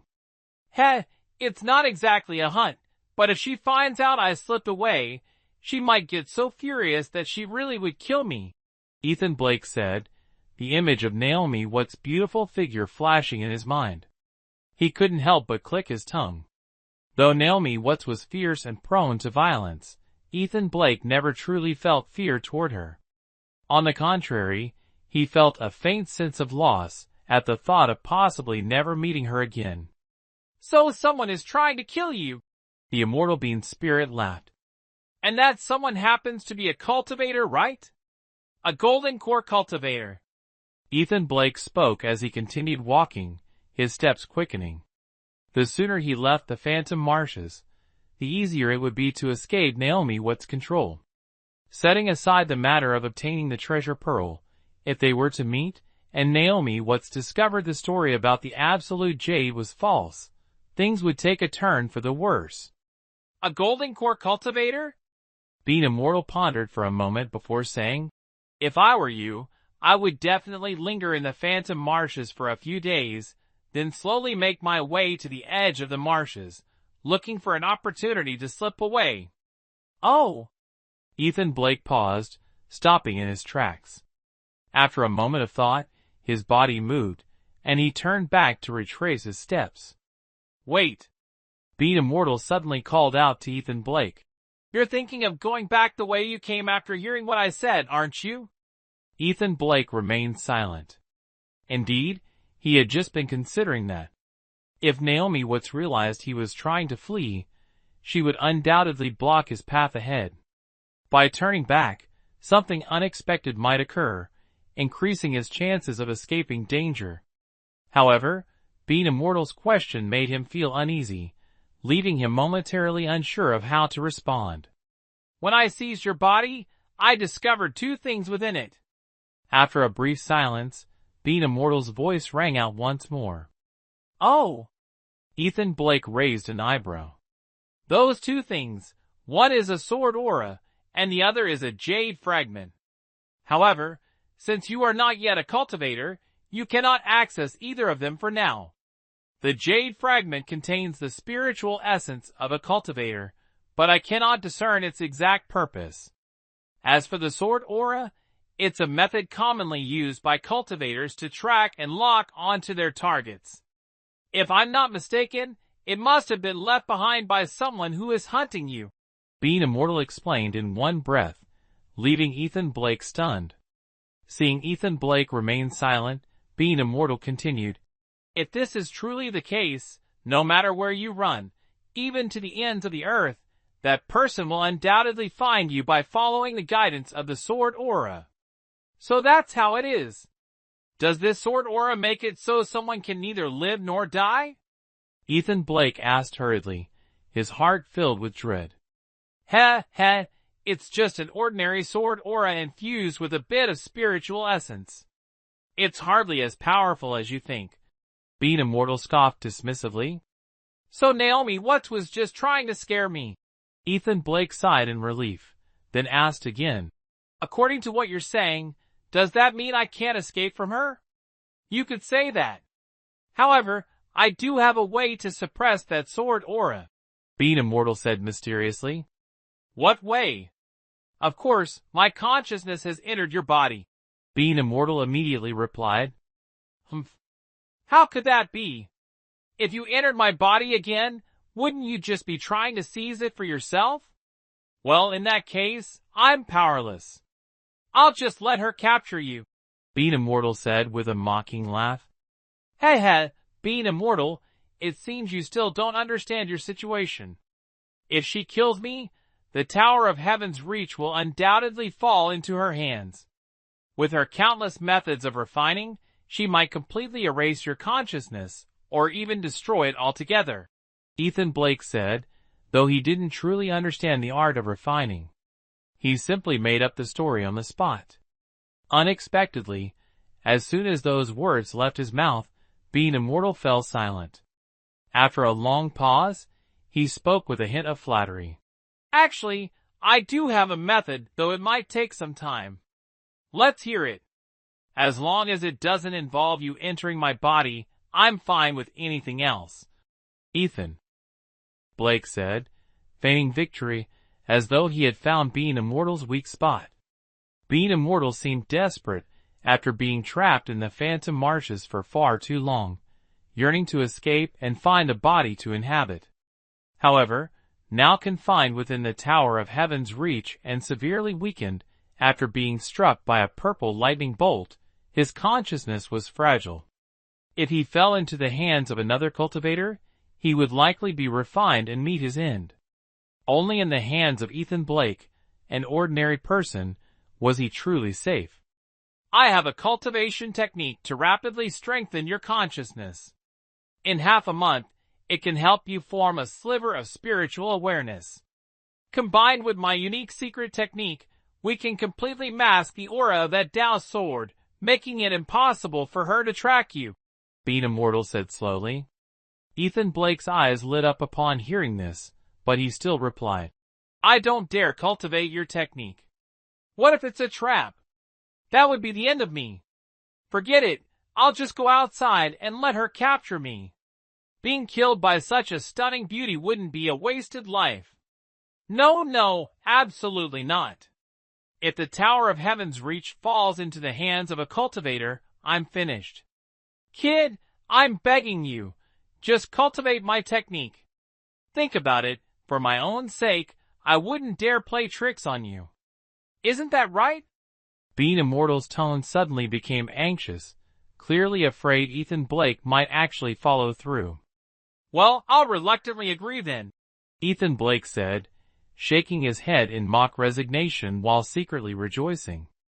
Although Being Immortal appeared cunning, he was single-mindedly focused on escaping, to the point of pleading with Ethan Blake. Being Immortal's erratic personality, shifting between arrogance and desperation, made him unpredictable. Ethan Blake, however, didn't concern himself with such matters. As long as Being Immortal remained trapped in the Tower of Heaven's reach, he was under Ethan's control. This technique of mine is called the Bright Mirror Clear Heart Mantra. It can quickly condense spiritual awareness while refining it. Though it's a one-of-a-kind method in the world, pay close attention to the incantations and key points. Being Immortal's voice echoed in Ethan Blake's mind, as if a divine pen engraved the more than 100 lines of incantations deeply into his memory. Finally, Being Immortal suddenly asked, By the way, we've known each other for a few days now, but I still don't know your name. Calling you hey, and you all the time feels a bit improper. My name is Ethan Blake. Naomi Watts followed the edge of the phantom marshes, flying thousands of miles, before stopping to assess Ethan Blake's location, only to discover that he had returned to the depths of the phantom marshes, and was now silently staying put. Humph. Let's see what tricks you're up to. Trying to mislead me? With just your legs, how can you possibly compare to my spirit feather divine vessel? Naomi Watts suppressed the anger in her heart, commanding the spirit feather divine vessel to halt, ready to soar forward the moment Ethan Blake's sword aura showed any movement. What she didn't know, however, was that at this very moment, under the guidance of Being Immortal, Ethan Blake had already begun cultivating the Bright Mirror Clear Heart Mantra. ### Chapter 50 Escape, Part 2. For several consecutive days, Naomi Watts lingered outside the phantom marshes, constantly keeping an eye on the sword aura planted in Ethan Blake, observing if there were any unusual changes.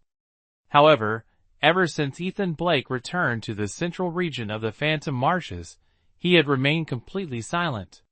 His daily activity range did not exceed a mile, leaving Naomi secretly worried, unsure of what he might be plotting inside. The phantom marshes span nearly 1,000 miles, surrounded by snow and ice, with the occasional cultivators from various sects passing nearby.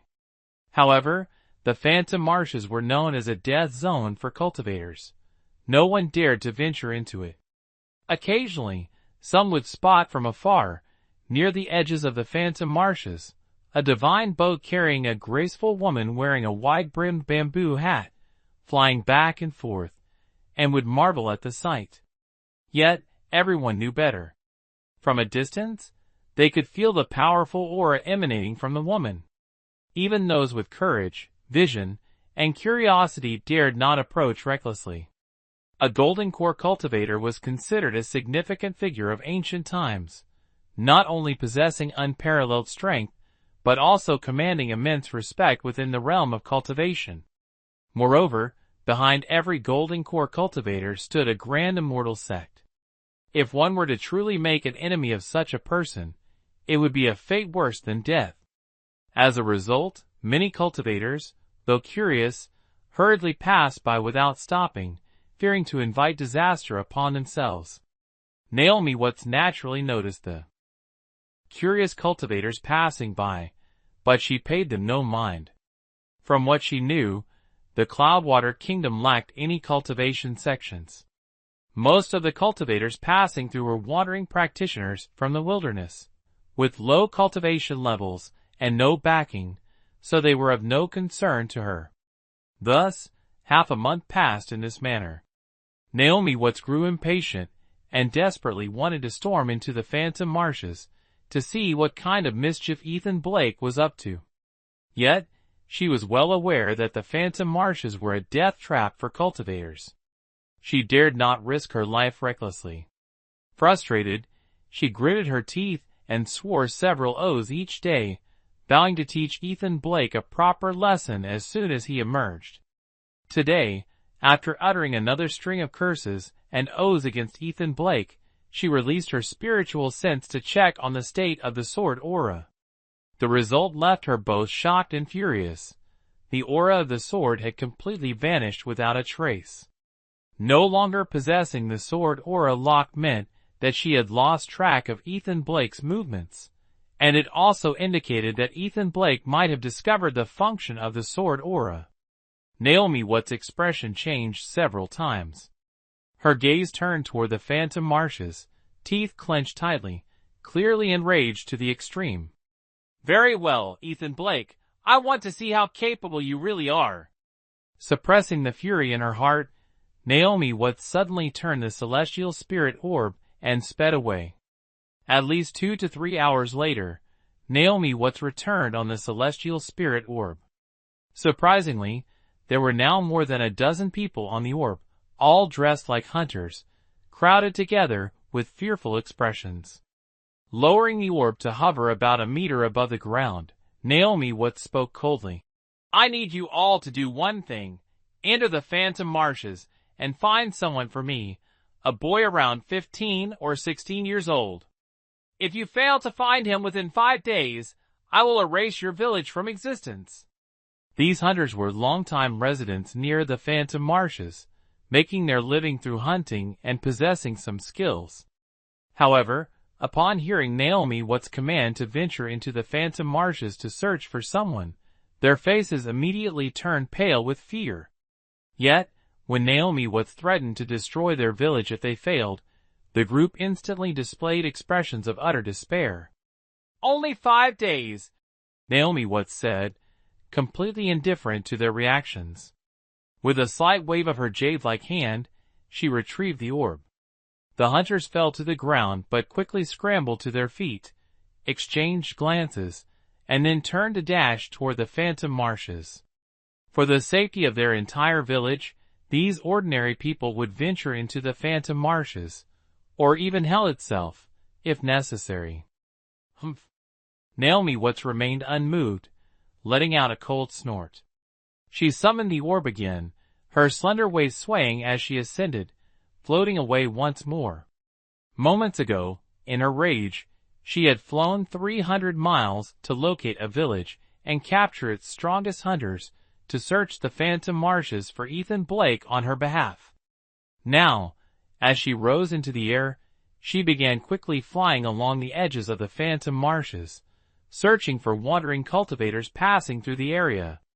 Even though Ethan Blake had vanished, the phantom marshes were filled with swamps, making it impossible for anyone to leave within a few hours. She was convinced that Ethan Blake was still somewhere within the phantom marshes.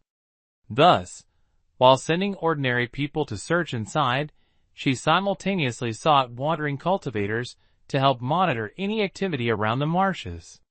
Strangely enough, just a few days ago, this place had been bustling with wandering cultivators passing through.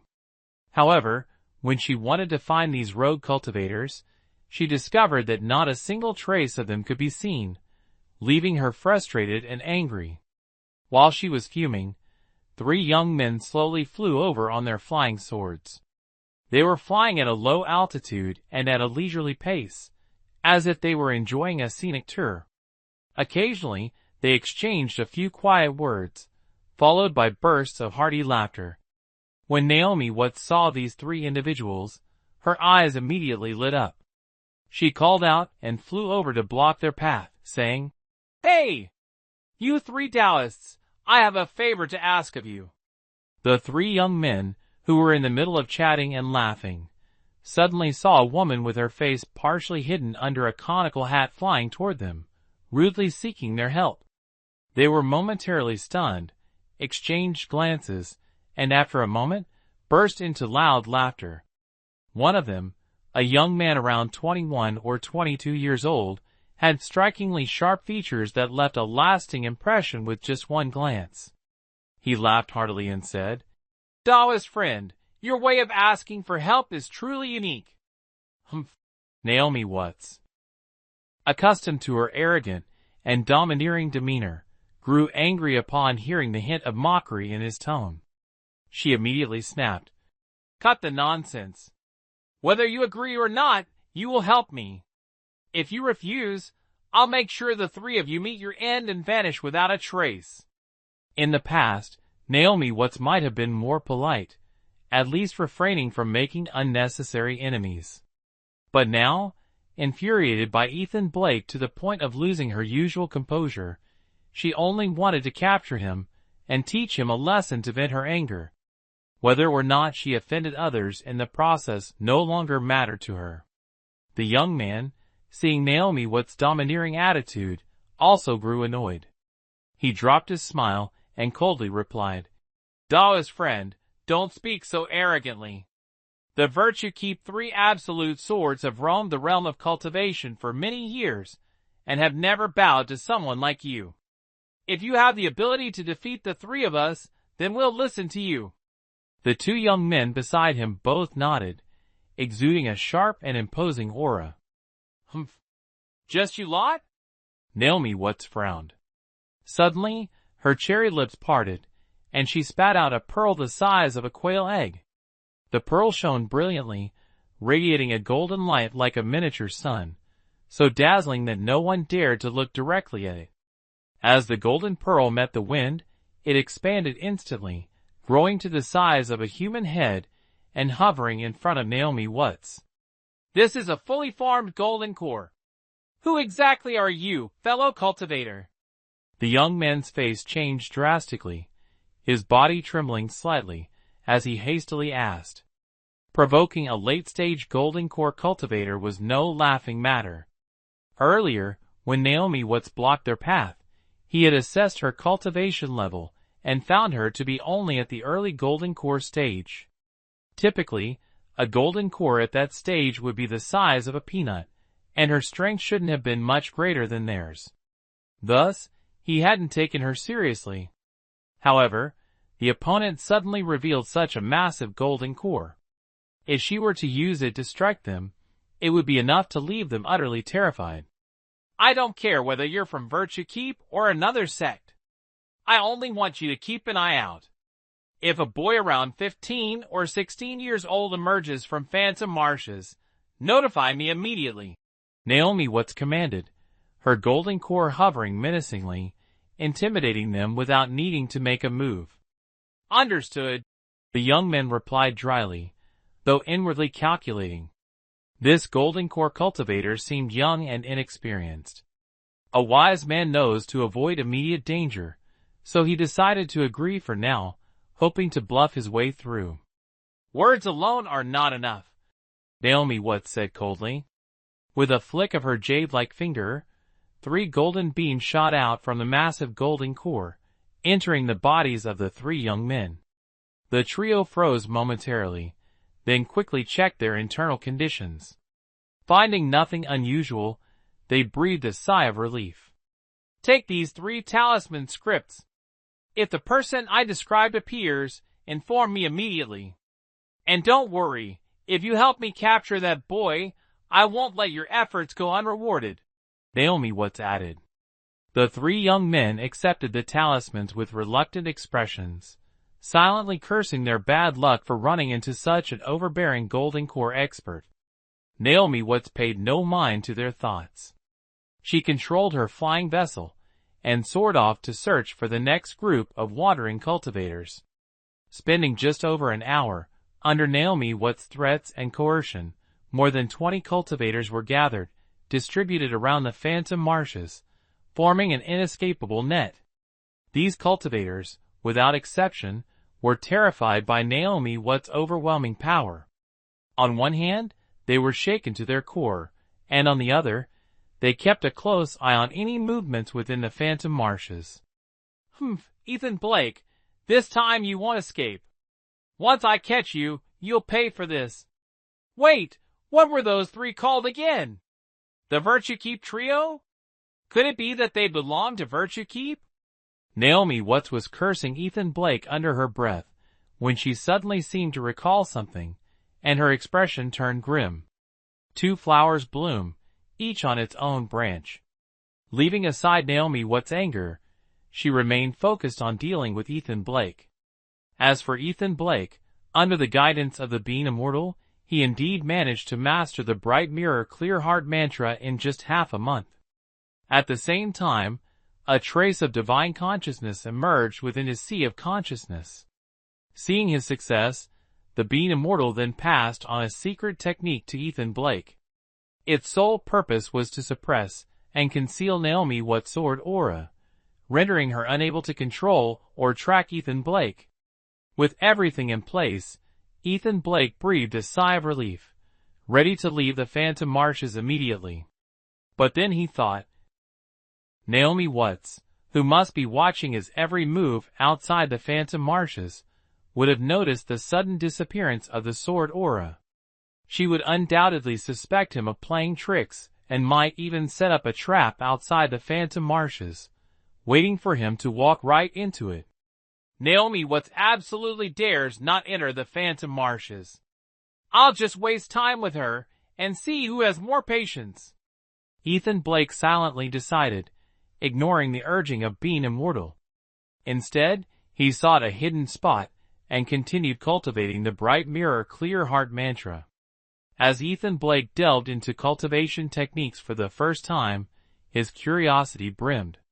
He only wanted to strengthen his spiritual consciousness a bit more, as it might allow him to leap forward and become a cultivator.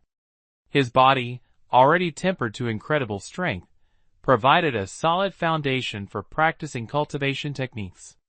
My body has been trained to the tiger subduing stage of the shed mortal shell realm.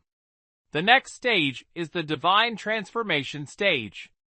If I continue cultivating using this Bright Mirror Clear Heart mantra, I wonder if I can reach that level, Ethan Blake pondered while simultaneously reciting the mantra's incantations. Although the Codex of Might detailed the 5 major stages of the shed mortal shell realm, it lacked guidance for advancing beyond the tiger subduing stage, particularly in terms of the internal cultivation methods described in the Codex. Internal cultivation involves using one's thoughts to guide internal energy and temper the meridians. Simply put, it's akin to practicing external martial arts, but focuses on strengthening the inner body. One trains the muscles and skin externally, while the other hones the meridians and internal systems.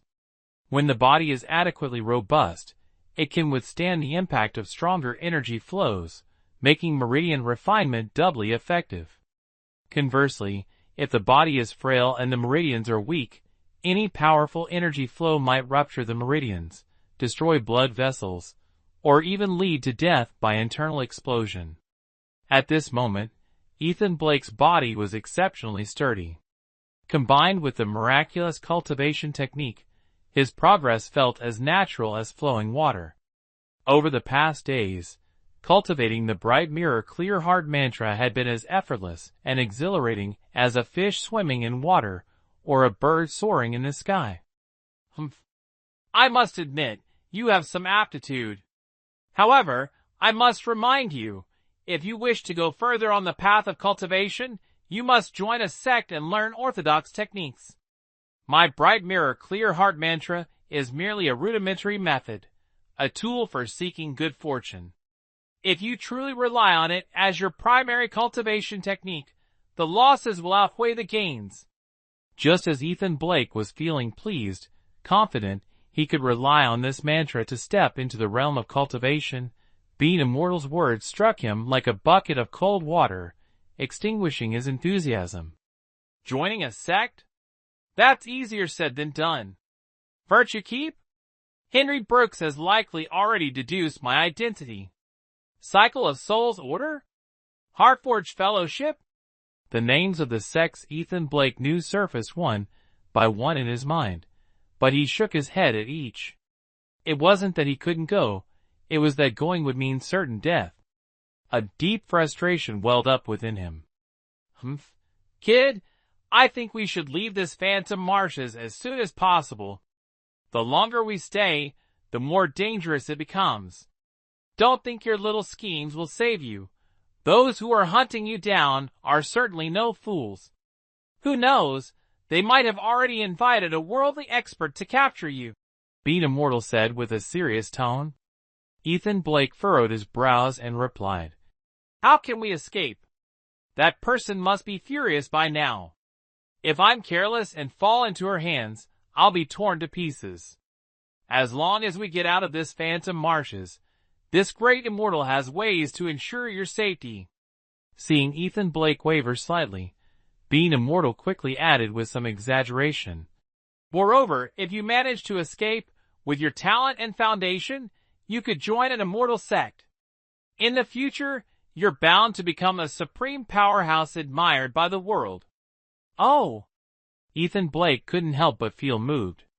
His mother's dying wish was for him to stand out in life. If he could truly become a supreme powerhouse, it would be a form of success. Being immortal, aren't you an immortal yourself? Why don't you teach me? Why bother joining some sect or school? Ethan Blake, though young, was mature for his age. Even though he was tempted, he still probed cautiously. Me teach you? Forget it. Aren't you afraid of inheriting my bad luck? Being Immortal said with a hint of melancholy, as if his perpetual misfortune was just the tip of the iceberg of his troubles. Well then, Being Immortal, since fate has brought us together, let's figure out a way to leave this phantom marshes and carve out a world of our own, Ethan Blake said boldly, his eyes filled with hope for the future. Wrong. Not us, just you. Hashtag chapter 51, 10,000 Sword Sect. Dragonview Mountain Range begins in the central eastern lands and stretches toward the extreme north. Its shape resembles a slumbering divine dragon, spanning tens of thousands of miles, connecting the east with the far north. It is said that countless years ago, during ancient times, dragons existed. Due to their consumption of the world's elemental energy, wars broke out among their kind. The bloody battles lasted tens of thousands of years, with countless divine dragons falling. Their remains plummeted from the heavens and piled up into mountains, eventually forming the Dragon Roar Mountain Range. In the east, at the starting point of the Dragonview Mountain Range, stands a towering peak known as Divine Dragon Ridge. It is the area with the richest elemental energy and the most lush vegetation in the entire mountain range, making it an ideal place for cultivation.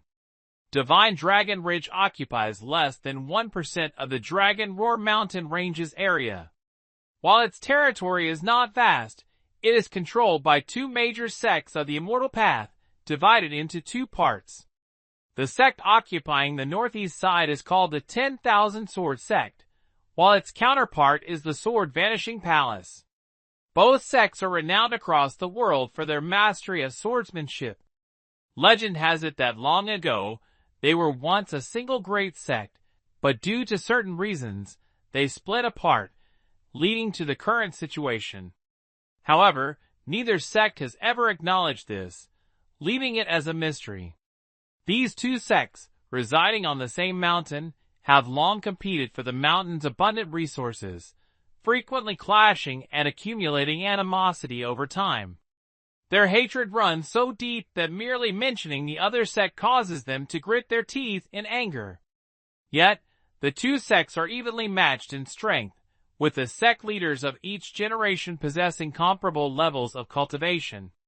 Neither side has been able to overpower the other, resulting in a delicate and peculiar balance, allowing both to coexist in this land. Every 5 years, both sects recruit a significant number of disciples from the secular world, nurturing them as reserve forces. Outstanding individuals are selected to join the inner sect, where elders personally teach them techniques and send them on training missions. These disciples eventually become the pillars of the sect. This recruitment process is not unique to the 10,000 Sword Sect and Sword Vanishing Palace. It is the standard method for all major sects in the world to select their disciples. One day, in a massive square located in North Deer of Divine Dragon Ridge, where the 10,000 Sword Sect resides, the scene was bustling with people. The crowd ranged from children as young as 8 or 9 to elderly individuals in their 50s or 60s, all drawn by the sect's fame, hoping to join the 10,000 Sword Sect and learn the way of the Tao.